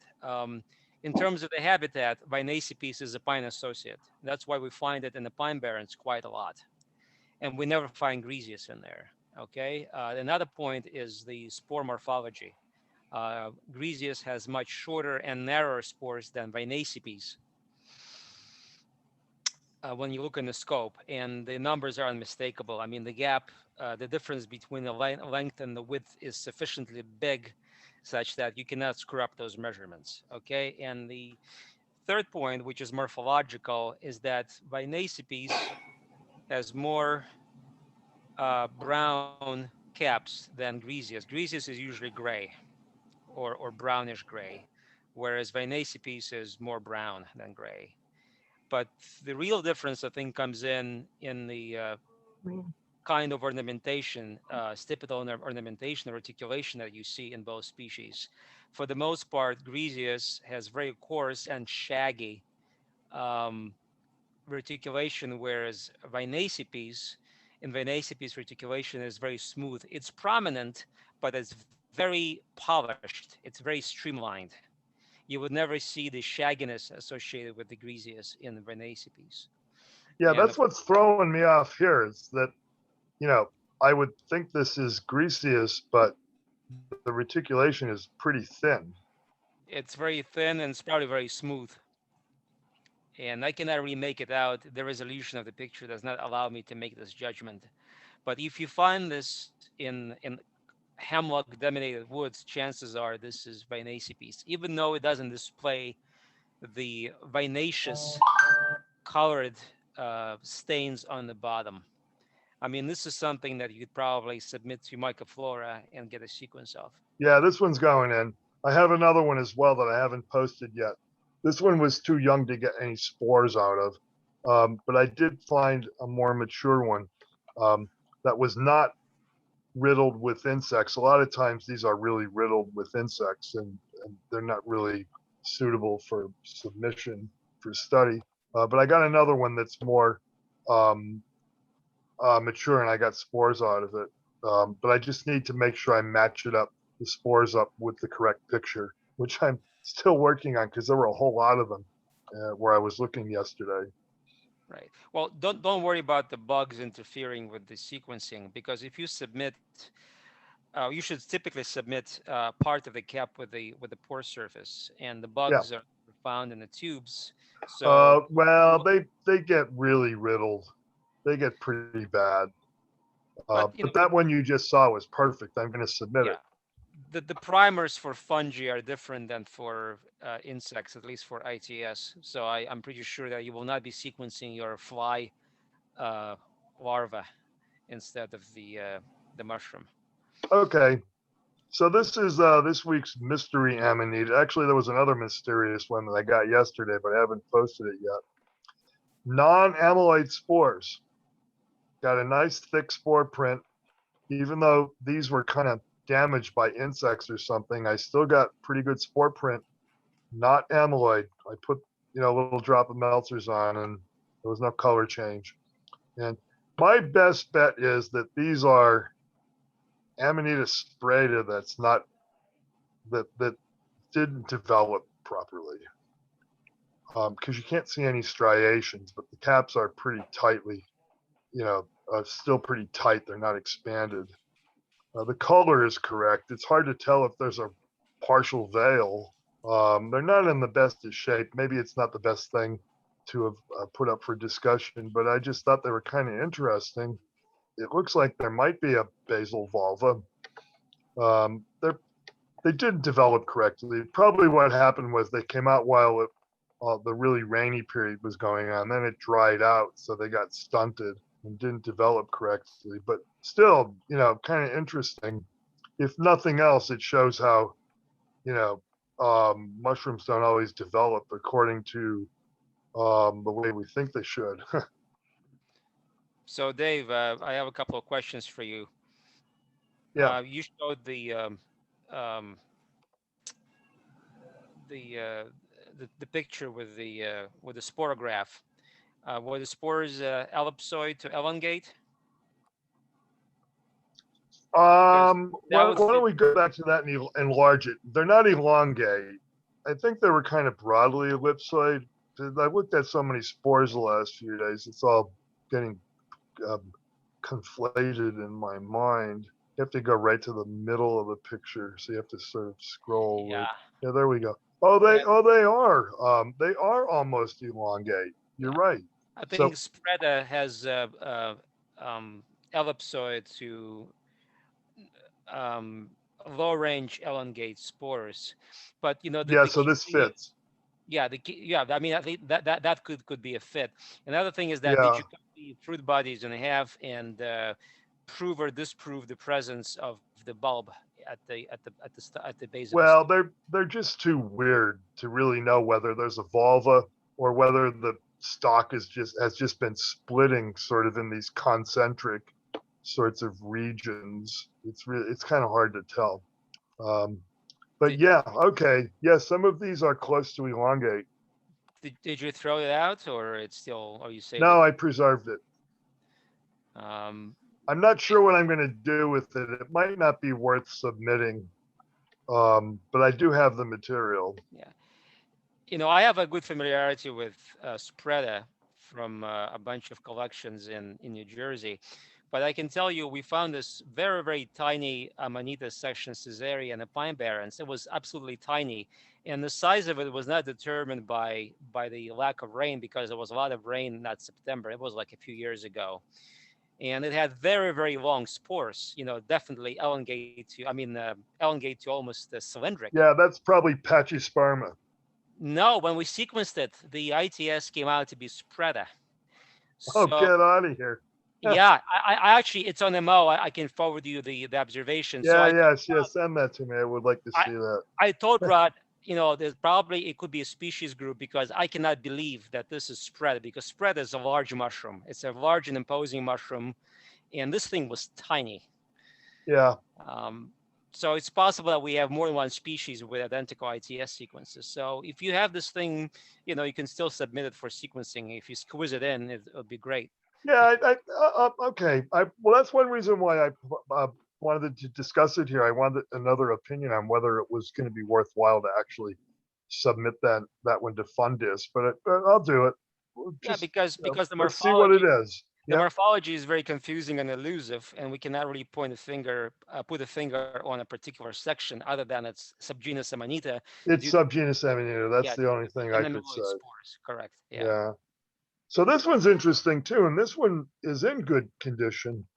And the habitat was mature white pine and oak, mature oak, and the base of the stalk, which has a graying vulva that has disintegrated except for the upper part and is strangulating the upper area of the lower stalk, it says to me, at least, Starp sorocula, but the cap doesn't really look like any of the Starp sorocula that I'm familiar with, which is mostly Rhacopus. So it doesn't look like Rhacopus. There's another one, Texas sorora or something, and it doesn't really look like that either. That one looks a little bit more like Seneca flava to me. But this one seems kind of interesting. So, I posted it on MO. If Rod doesn't want it, I'll submit it to Fundis. I think the spores were actually kind of variably shaped.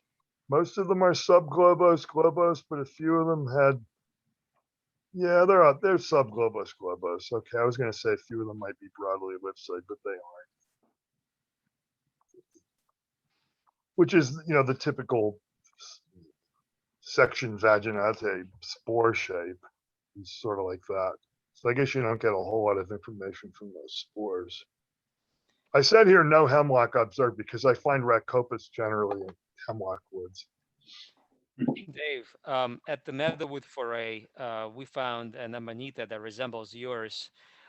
It did have remnants of a grayish volva on the cap. I actually posted it on the MO just a couple of hours ago, but Oh, it had a grayish cap with a pinkish tinge.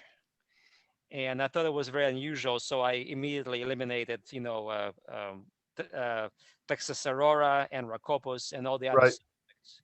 And I'm going to Yeah. submit the frequency. And I wonder if what we found at Meadowwoods is actually this species that you showed Yeah, here. that could be. I mean, this one's got me stumped, except for proposing, Stirps cirrocula, and that might be wrong. I don't know. Is Cinicoflava in Stirps cirrocula? I Dave, you forget. should probably call these series Siciliae because it's a more encompassing. It's more. That's a more general. Yeah, you're right. You know what? I will post that, or you could if you want to. I'll post that proposal. No, Yes, you series post it, it's okay. Siciliae. Right. Somebody That's created probably that better. name, but unfortunately, there's no real way to create series in MO. So they use some imagination to do that. But that name is available. And actually, this is what I proposed for my collection from Meadowwoods. Well, it's not Okay. mine. Yeah. No. That's a good proposal. Yeah. Okay. So. Real Oh, it quick, looks like I just put this really on quick. MO, and I forgot. I last didn't week. even put up. I was in such a hurry. I had no opinion. But there are some other opinions, and I'm pretty sure Igor, you're probably one of the people. I've been calling this thing Telepolis rubrobrunius for a long time. It grows on our property every summer as long as there's enough rain. Several different areas, and they all look pretty much the same. Brown stalk, sometimes very slightly reticulate. I think this is the one I got spores out of. And I preserved some of this. I'm going to submit at least one of these collections to Fundus. It's in very good shape. The bugs don't seem to like it very much. Did you Maybe taste because it? it's bitter. Yeah, it's bitter. It's bitter. All right. They're all bitter. I mean, I knew it was bitter, but I did taste it. So not extremely bitter like Phaleus or Plumbioviolaceus, which are really disgustingly bitter, but bitter, pretty bitter. I wouldn't call this rubrobrunius, honestly. Yeah, I know. But again, I the know. species concept of rubrobrunius might have drifted over time as people found things that look similar to rubrobrunius and just grouped everything together.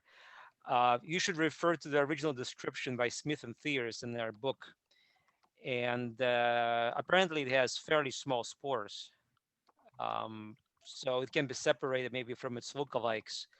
My understanding is that Do I have spores for this one? I forget. I was in such a hurry. I didn't even have an opinion on what it was, which I will change. Oh, there we are. So let's see. What do the spores look like? They're polytoid, that's for sure. Yeah, well, you have to scroll down a little bit here and get the middle of the photo. Yeah, they're not that big, really. Yeah, they're not that big. I'm just guesstimating. Maybe they're up to about 12 microns or so. That's not that big, really. Maybe 13 microns. Rubrobrunius that is in my mind, and again, this is based on field guides and. Right. Well, that's one reason why I'm submitting this. Right. Yeah, we can get more insight into this rubrobrunius concept, and maybe this is. What else could this be? I mean, it's probably some unnamed species then. The classic rubrobrunius has purple to purple brown caps when fresh and whitish that stains olive brown when handled. Yeah, and I've often wondered about the stipe color on these ones that I get. It seems to be a little bit off. This type is already brown, but it's natural color. It's not discoloration. It's natural. Yeah. Well, I have wondered about that. So I got some good collections of this, and I'm going to submit at least one.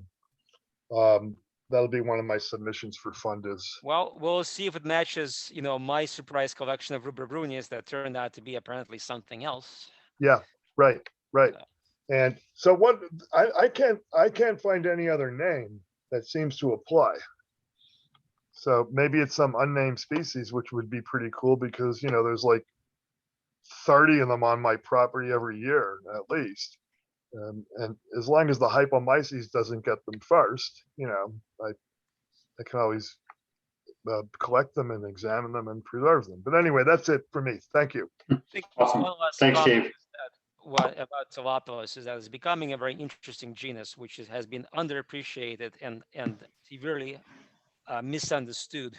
I think we're finding new species that look like something that we think what they are, but they aren't.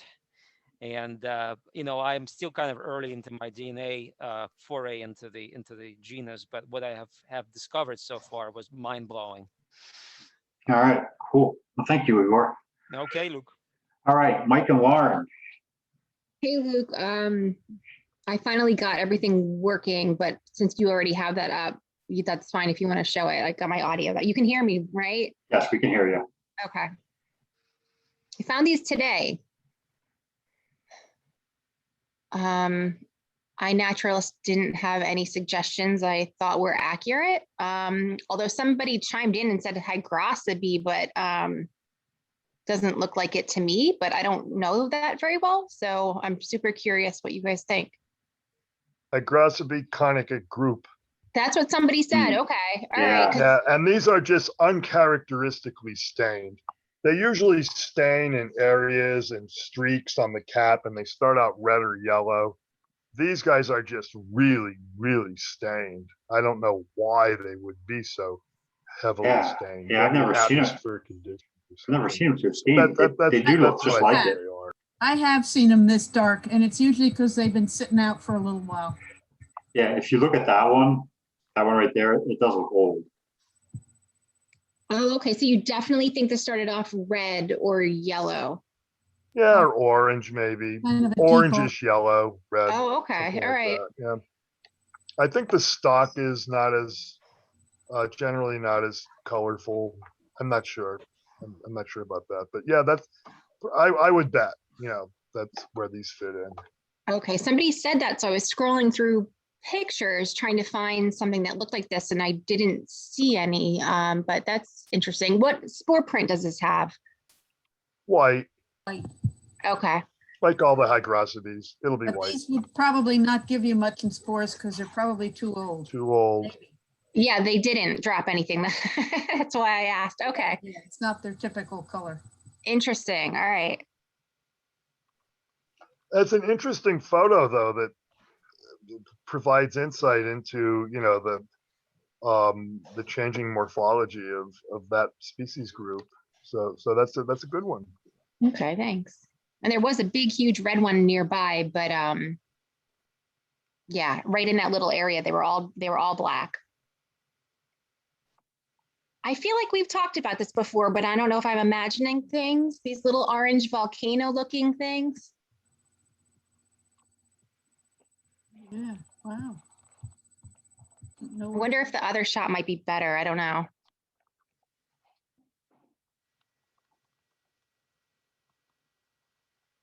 Not so much.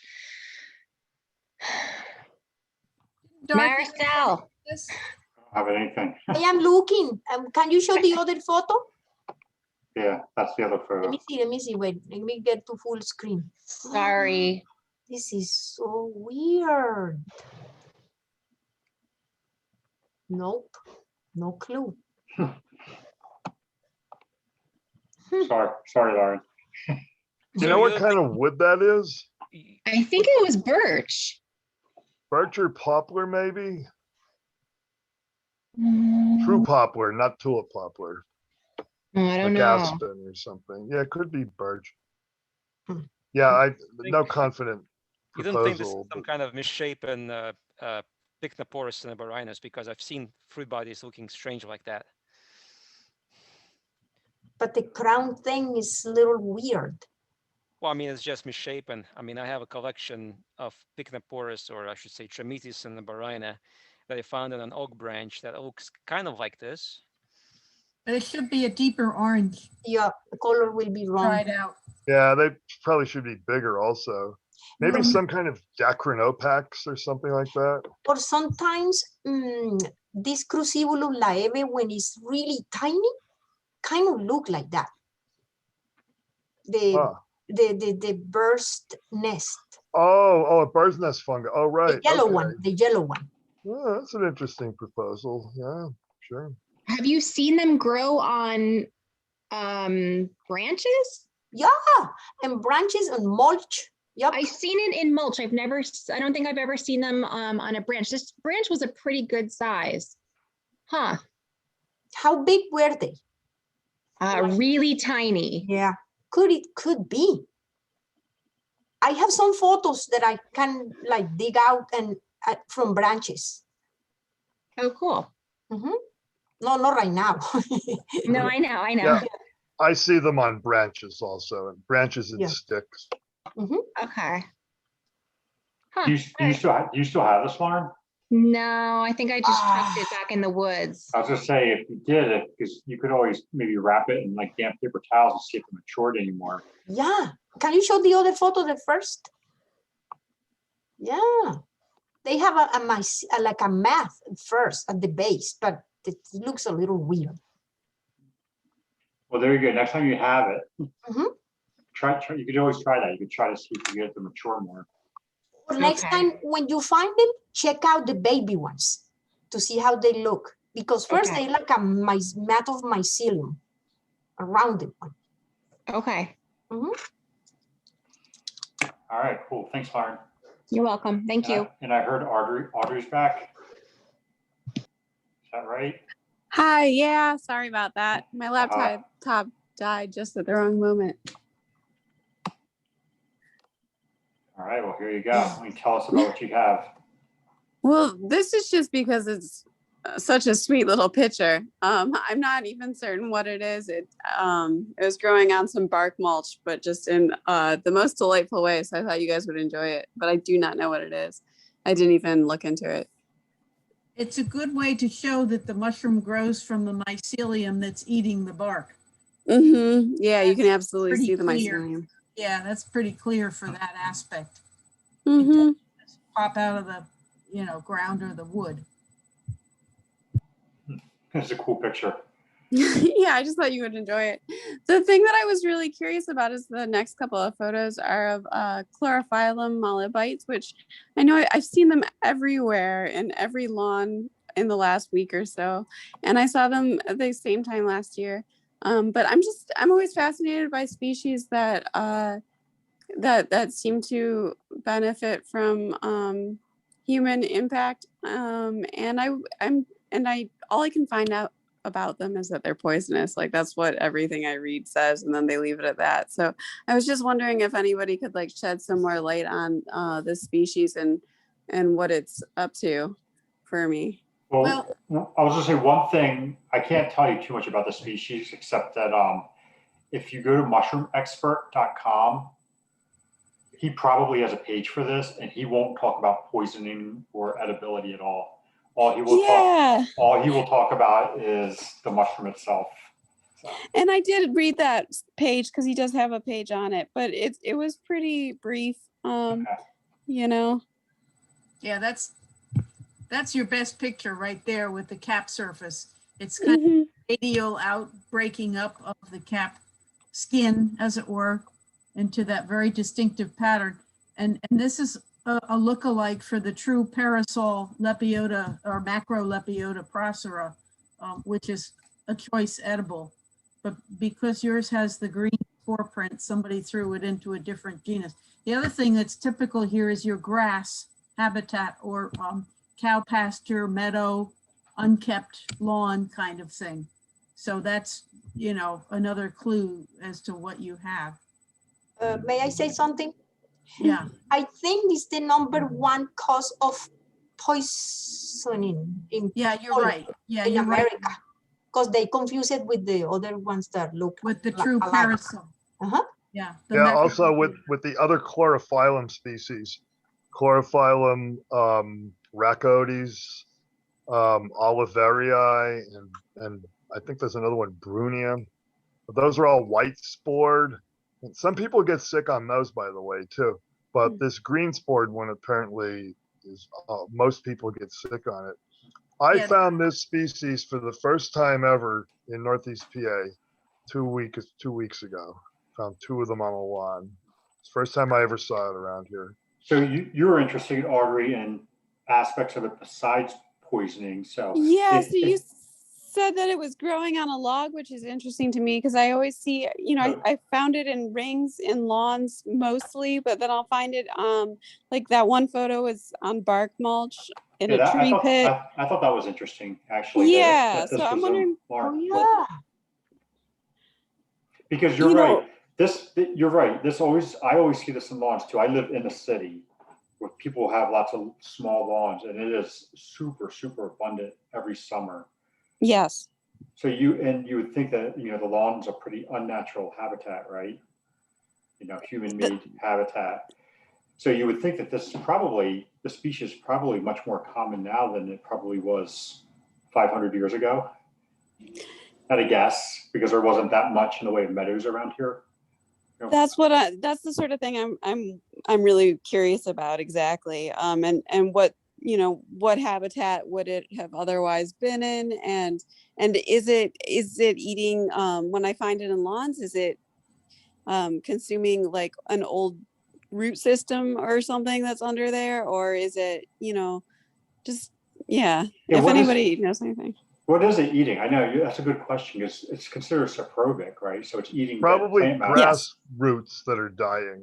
Yeah, that's what I would guess, the grass roots. Okay. Grass regenerates and dries and goes brown when it's dead. But this is another one that it's supposed to be more common down south. This is another story from 30-something years ago, in that Roger Phillips thought he was going to photograph it down at the Gulf State NAMA, I think it was, he was going to, and let's say about 1987 or 8. And it came up in Oldwick, which is Hunterdon County, and in a fairy ring on a middle of a lawn in a cow, excuse me, in a cow barn kind of area, farmyard. And because it was there and we had time, he photographed it. So if any of you have Roger Phillips Mushrooms of North America, the photograph is from New Jersey and Hunterdon County. And it was pretty common, great big, huge things. That's the size is pretty unique, and the soft texture of the thing. And the ring is usually kind of movable. Yes. Now, I don't know how many of you remember Jane Boquin, but she used to eat these. And she's one of the few people, it's a very small percentage of the population, apparently, the poison doesn't affect. And she used to eat these happily until somebody told her they were poisonous, and then she decided it probably wasn't a good idea. I remember Jane, I liked her a lot. Yeah. Isn't that funny that she ate this? Huh? Yeah.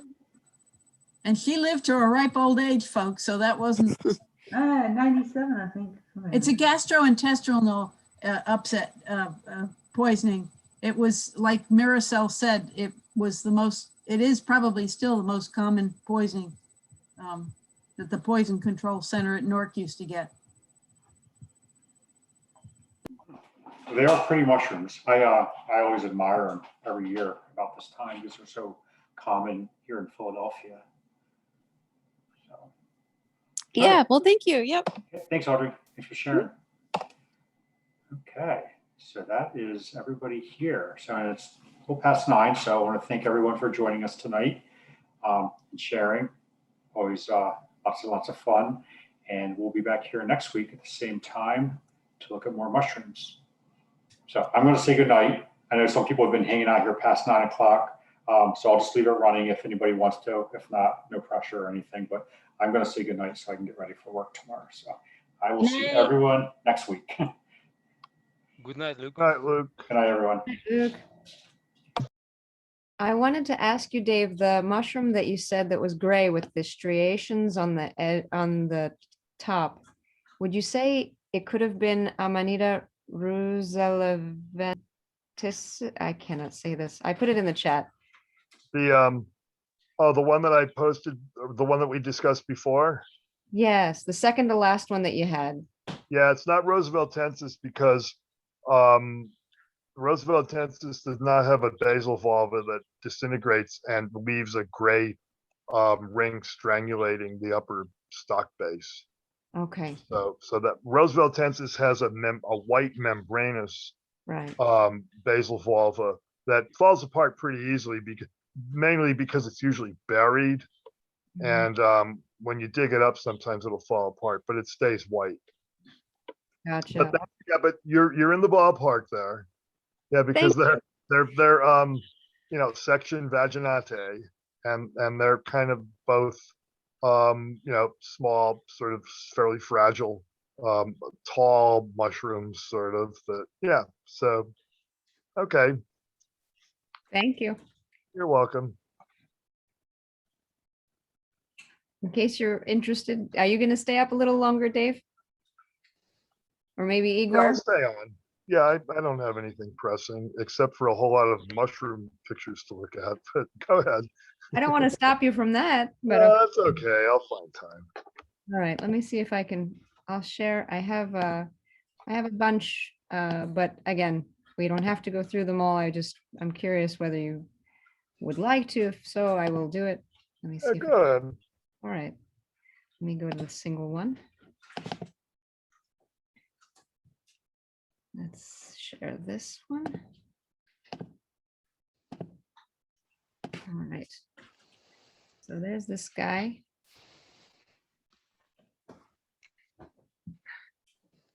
Can you see the screen? Yes. All right. So then here's Yeah, I this. can see it.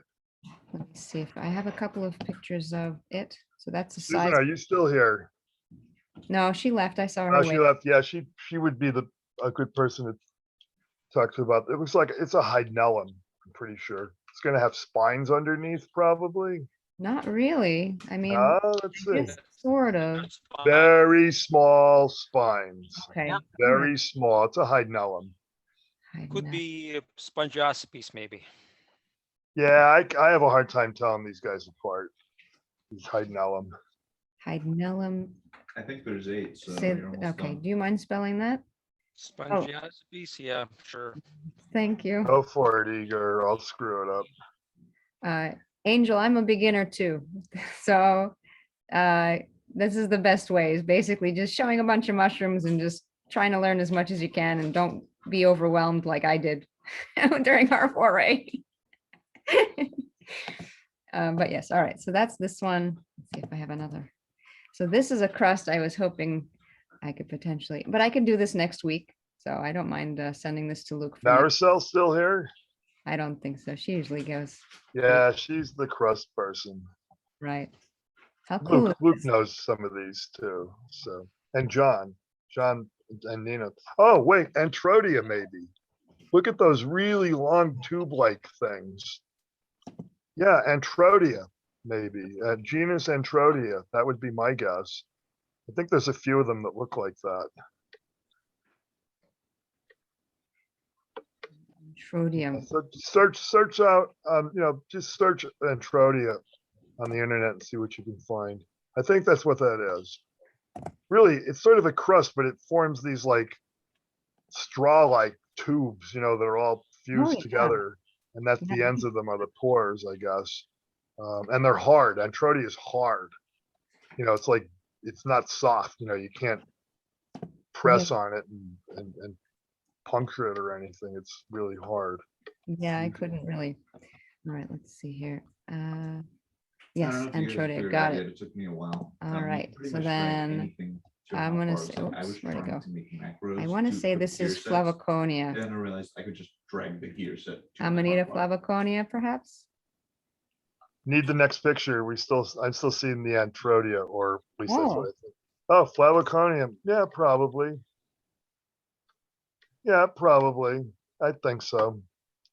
Yes. Or one of the things, lumped in with, or that were split off from Flavoconia. One thing you can do when you're not sure if you have Flavoconia. Oh, there you go. Yeah, Flavoconia. No rubescence at all. Stipe. You don't see any little reddish brown stain in there. So I would say Flavoconia. What do you think, Igor? I see you're still here. I am here. I generally agree, but I always remember that there's a lookalike to Flavoconia called elongata, and I've never seen elongata or what turned out to be the true elongata. Elongata has a all-white stipe, and it has a more of a yellow kind of a cap. But it's a lookalike of Flavoconia, and it's also from the same section Thalidae. But Flavoconia being so variable morphologically and so common, chances are I think this is Flavoconia. Yeah, you actually have to measure spores to make sure you have elongata. And even then, maybe you can't really close the door on, knowing whether it's elongata or Flavoconia. I think this is Flavoconia. I think it's Flavoconia. The stalk is kind of thick. The stalk is thick and cap is orange, not yellow. Cap is orange. Yep. Okay. All right. So I'm getting there. So now here's this one. Igor, you might like this one. It's a little, it's fuzzy on the top, but it has pores. So let's zoom in. I want to see more details. This is a good one, actually, I would say. I think we've seen this before many times. Last week from you. Oh, this was the same? Okay. I think this is Anticonia matheny. Okay. All right. I didn't think it looked like that. So if you take a spore print, the Xanthoconium aphene, the spore print will be yellowish as opposed to like greenish brown for a lot of the other boletes, or reddish brown for the Tolopolis, but it's definitely not a Tolopolis. But as a matter of fact, the spores being yellow for the species in that genus, that's what the genus is named after. Xantho means yellow, conia, clones means spores. Oh, okay. So yellow spores. Gotcha. Yeah, I think this is Anticonia matheny from what I can tell. It's not a Tolopolis. Not a Tolopolis, but could it possibly be something similar to like Boletus variopes or something like that? No, look at this type, Dave. No reticulations, and it's infused. No, yeah, I know, but sometimes you find these types and they don't have much reticulation on them. I mean, I agree. It's probably Xanthoconium aphene. At this stage of development, your variopes would still have the cholecystidia covering the pore surface. Yeah, and you know what? The pores are kind of opened up. You're right about, and I don't see any yellow, the greenish tint. Yeah, that tannish kind of tint is developed. Yeah, that's Xanthoconium. Okay, that was just that kind of infusion with this kind of a pinkish brown color is very typical of aphene and purpureum. Okay. All right. Xanthoconium, Zamph. I'm going to type it in. You're the best, Igor. XAN. Oh, X. Ah. Okay. All right. So that's this one. Here's a different one, another LBM it grew through moss, so it had a little bit of deformation to the cap. That's why it's a little bit off center. But that was the section. That's not an LBM. That's an Amanita. Exactly. Oh yeah, that makes sense with the. Yeah, you didn't get the stipe base. I tried to see. Oh no, I didn't get it. Geez, what kind of Amanita is that? Well, you need the stipe base, really. I would guess maybe something like brunescens, maybe, or what do you think, Igor? Let's zoom in and see something. On the gills? Yeah, on this picture. Yeah, on this one. Yeah, let's take a closer look.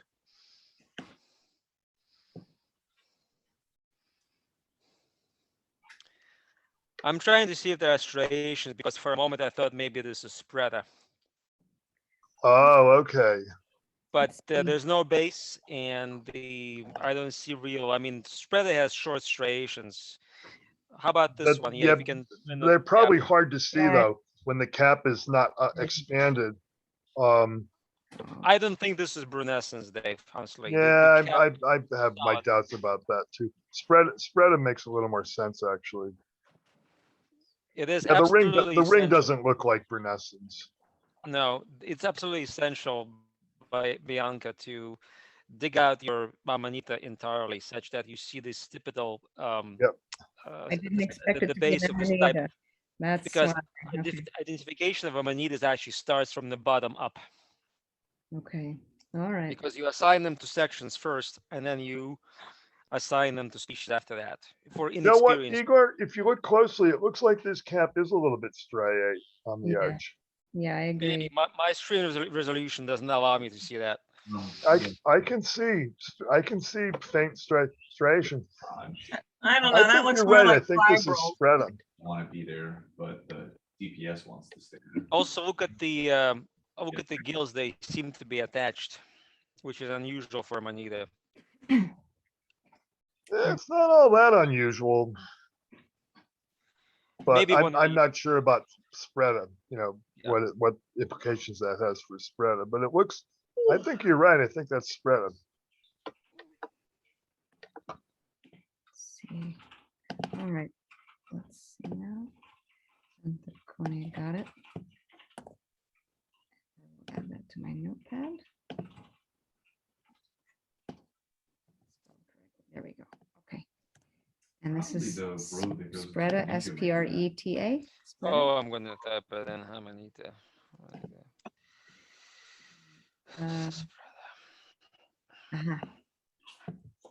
Oops, yes, got it.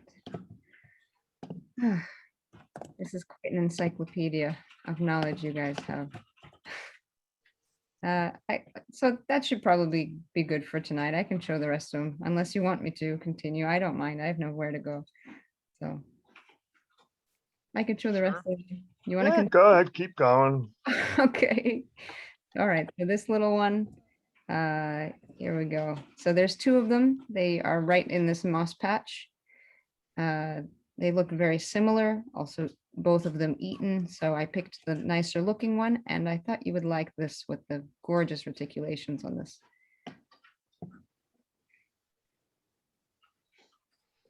Nice. I didn't expect it at all. Okay. You have any more pictures? Yes. There's the section.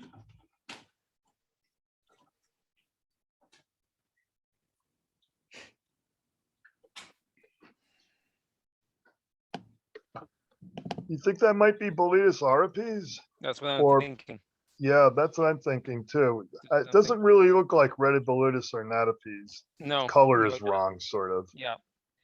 Yeah, this is auripes, which is, I did the DNA on the species, and it clade in this little genus that was described from China called Tangio Boletus.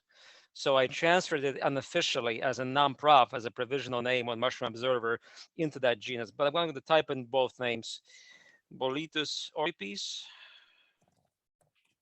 Were there oak trees nearby here? That's usually an oak thing, I think.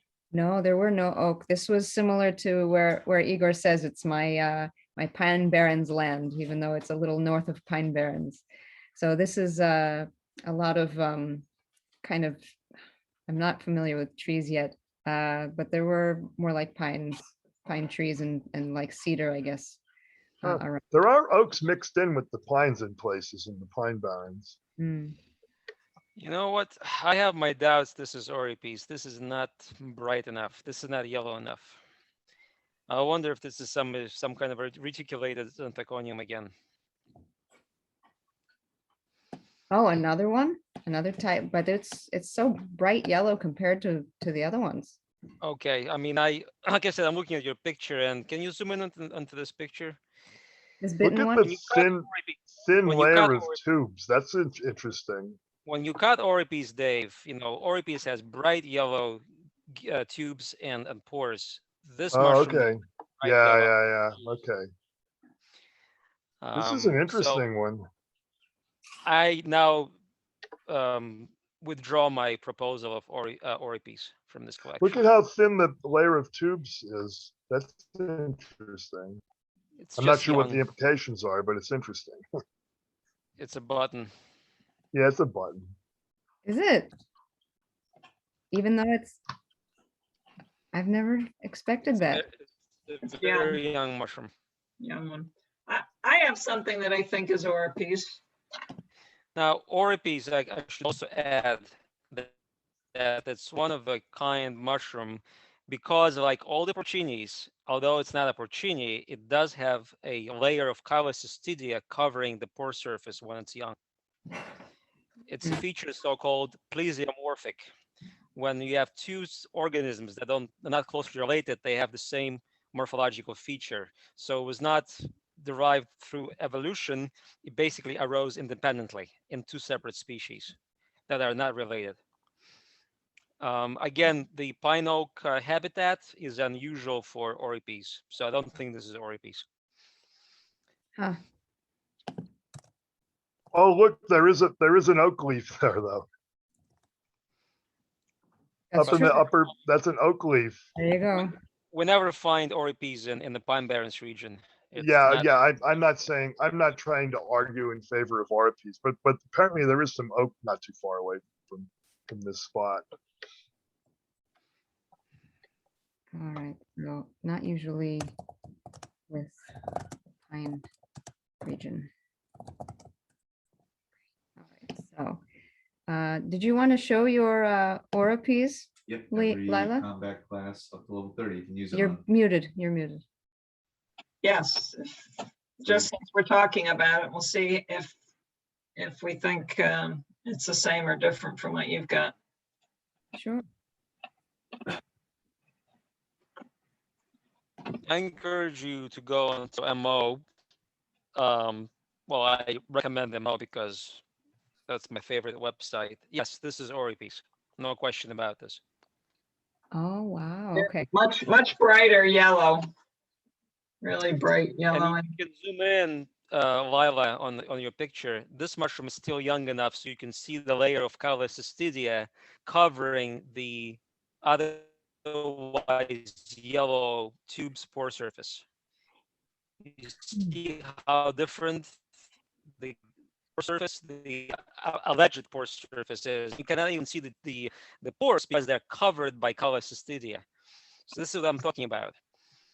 Is that Chylocystidea or Chylocystidea? No, it's Kylo, as in on the edge of the Yeah. gills that you see. Kylo, Yeah, one yes. thing I think I would point out, because I've seen it so often this year with all the rain, this feature you're pointing out, Igor, could possibly be confused with the initial stages of a hypomyces infection. But it's not, Dave. It's But not. it's not. No, it's not here. But I'm just saying it's something that could easily be confused. Well, then it can be confused on porcini, and yet in porcini, that's their trademark. There are a couple of other species that have this feature. So this is one of them, and there's also one or two species of Butyriboletus that also have the same quote-unquote partial veil, if you want to call it like that. What was the genus you said, Igor? Oh, it's a butterbully, Butyriboletus. Oh, okay. Okay. So like I said, it's a feature that's seen in Boletaceae, but it's in disjunct genera. So which means that this property arose independently, probably more than once in the evolutionary times of Boletaceae.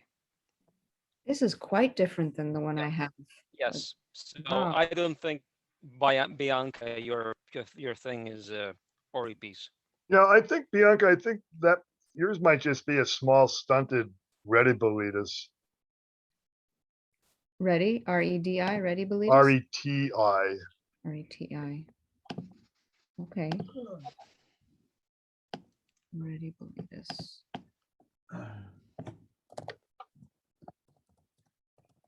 I recall, I think this one tasted pretty good. Oh yeah, they're great. Yeah, these are good. Oh, very nice. I'm gonna put that in there, look alike for this. It'll help me. There's nothing that comes close to the species. It's a readily identifiable bolete, Boletus Oripes, because it is phylogenetically also very unique.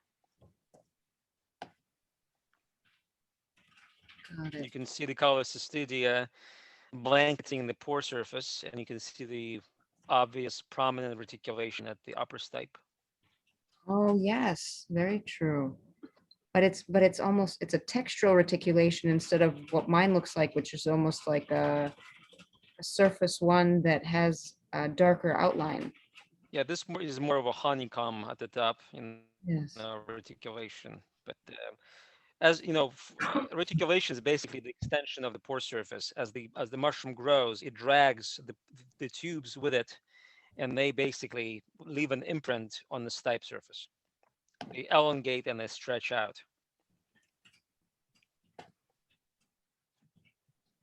That's news to me, so thank you for that. It's the first time I'm hearing. So now I know what that means. Great, thank you. All right. I think I have maybe a couple more if you'd like me to share. Go ahead. Okay.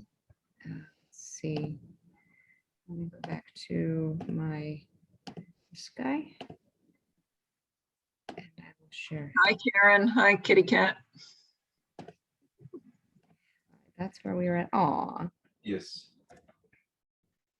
That's Byron. And there's more. Hello, Karen.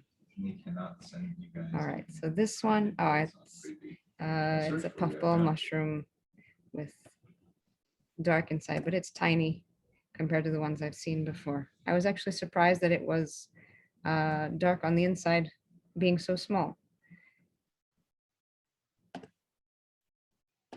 Maybe the warm weather pushed it to mature. Those don't get too awful big sometimes.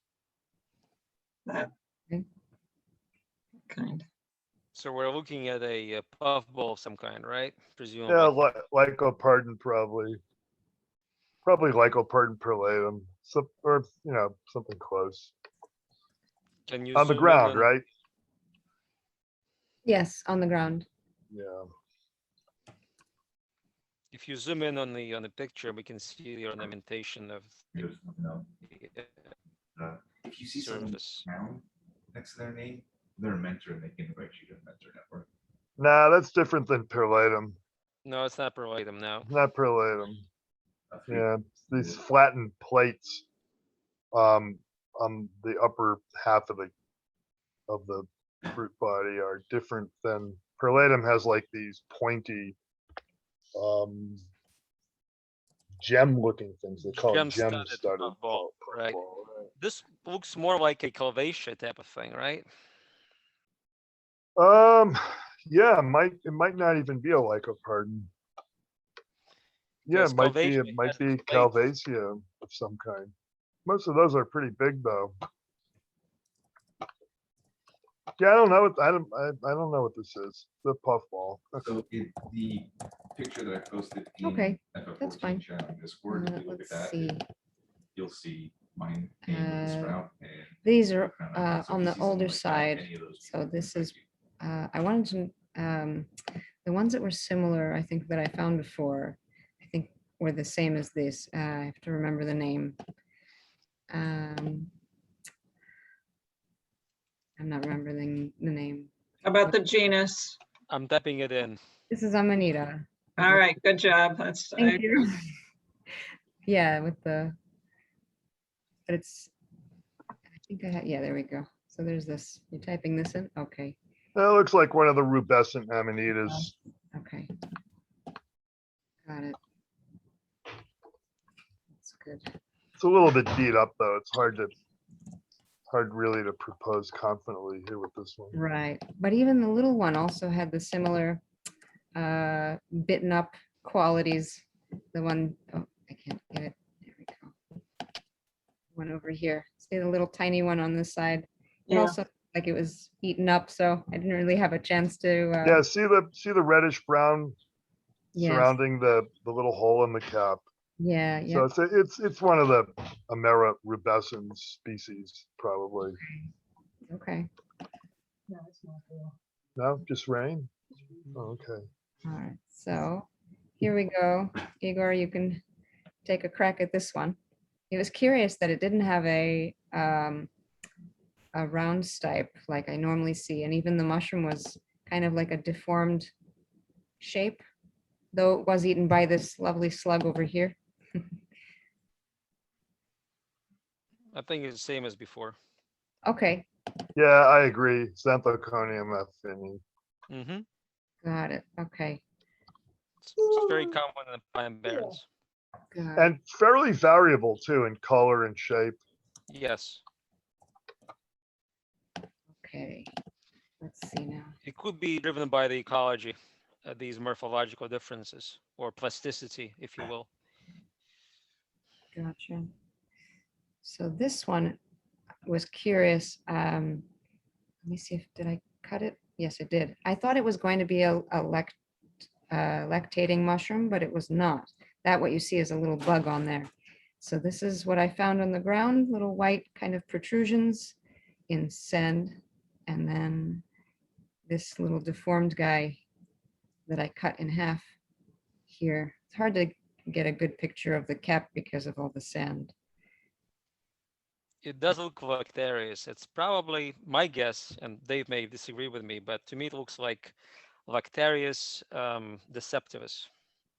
Even though it didn't have latex? Sometimes you have to press your finger up against a cut on the flesh and see if you can get a little bit of moisture on your finger or a piece of paper. Because Oh, especially when they start to dry out, you might not see much latex at all. Yeah, when they dry out, they lose their essence. So to Yeah, speak. so there's Deceptivus and what's the other one? Subvillarius. Yeah, there's Um, Civillarius and Civillarius variety subdistance, but I think yeah, this one, subdistance has wider space gills than this thing. yeah, this thing is more like Deceptivus. They're not crowded, but crowded enough. Like it's not Piperatus, that's for sure. No, that would have a lot of milk Very in it. crowded gills. Yeah. So the center of the cap in Deceptivus is usually kind of like a little bit shaggy, scaly, round scales in the middle yeah. of the top of the cap. Mhm. And I forget. Yeah, I don't know. Now, Subvillarius may, yeah, Deceptivus central maybe, depression. Subvillarius maybe. Hard to say. Central depression and the cap surface is kind of like a parchment, like very rough. Oh, There's okay. one species which is very common in the pine barrens, and I still see the pine barrens habitat with the pine needles and the sandy soil. Is Rusula brevipes. Yeah, I was wondering if it might be Rusula brevipes, but that has decurrent gills, doesn't it?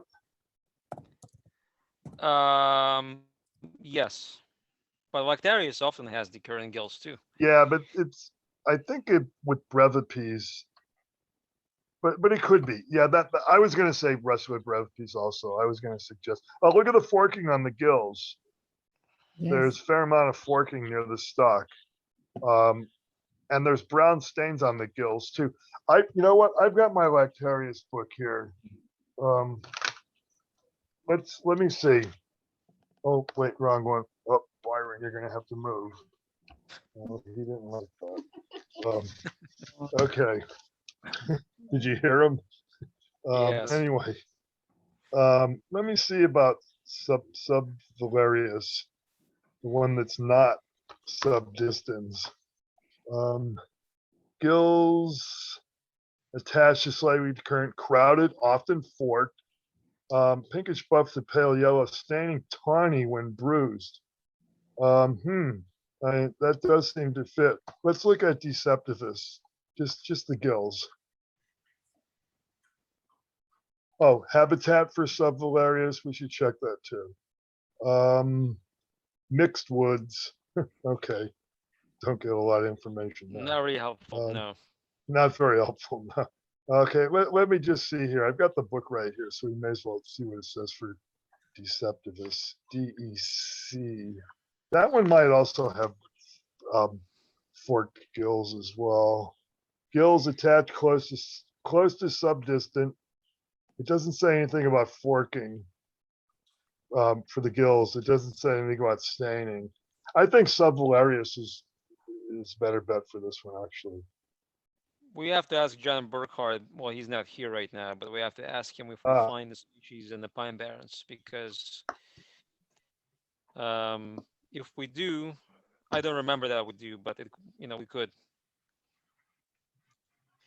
I So- know. Remember, I a lot of these- believe that one trait of Subvalarius, I believe, is that you can peel the gill layer off of the rest of the cap without a lot of trouble. I don't know if I could do that. It looks like it's pretty well on there. Yeah, Does Severius have an enrolled cap margin when young? yeah, let me look. When they're young, a lot of them do. But let's see. Let me go back here.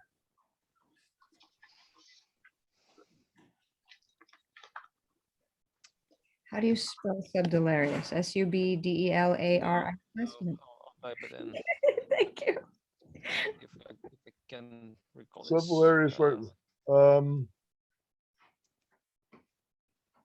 margin incurved when young for Subvalarius. Oh, okay. Subvalarius. Yeah, so it's right in the book here. Oh, Villarius. Often remaining so well into maturity.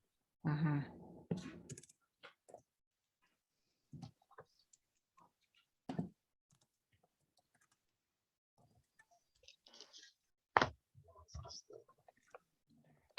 Nice. All right, I think we got the right one now.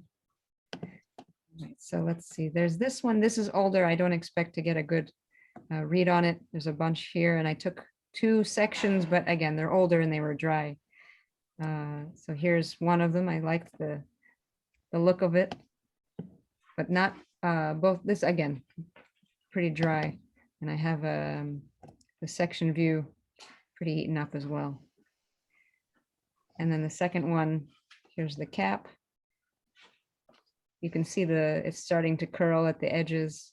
I mean the gills, and then inside again, very eaten out.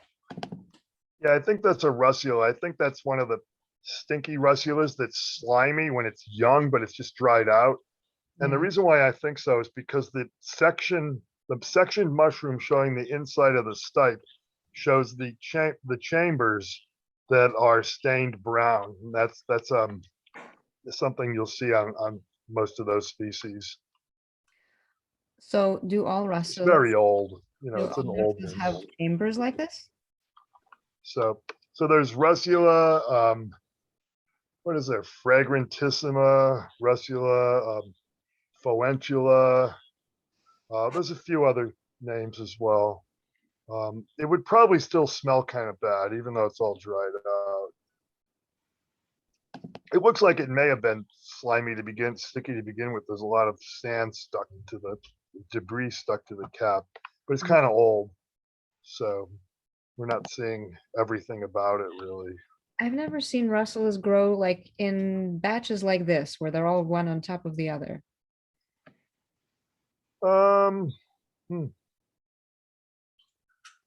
Yeah, they can do that. Yeah, okay. Yeah, I'm trying to think if that seems unusual to me, but it doesn't really.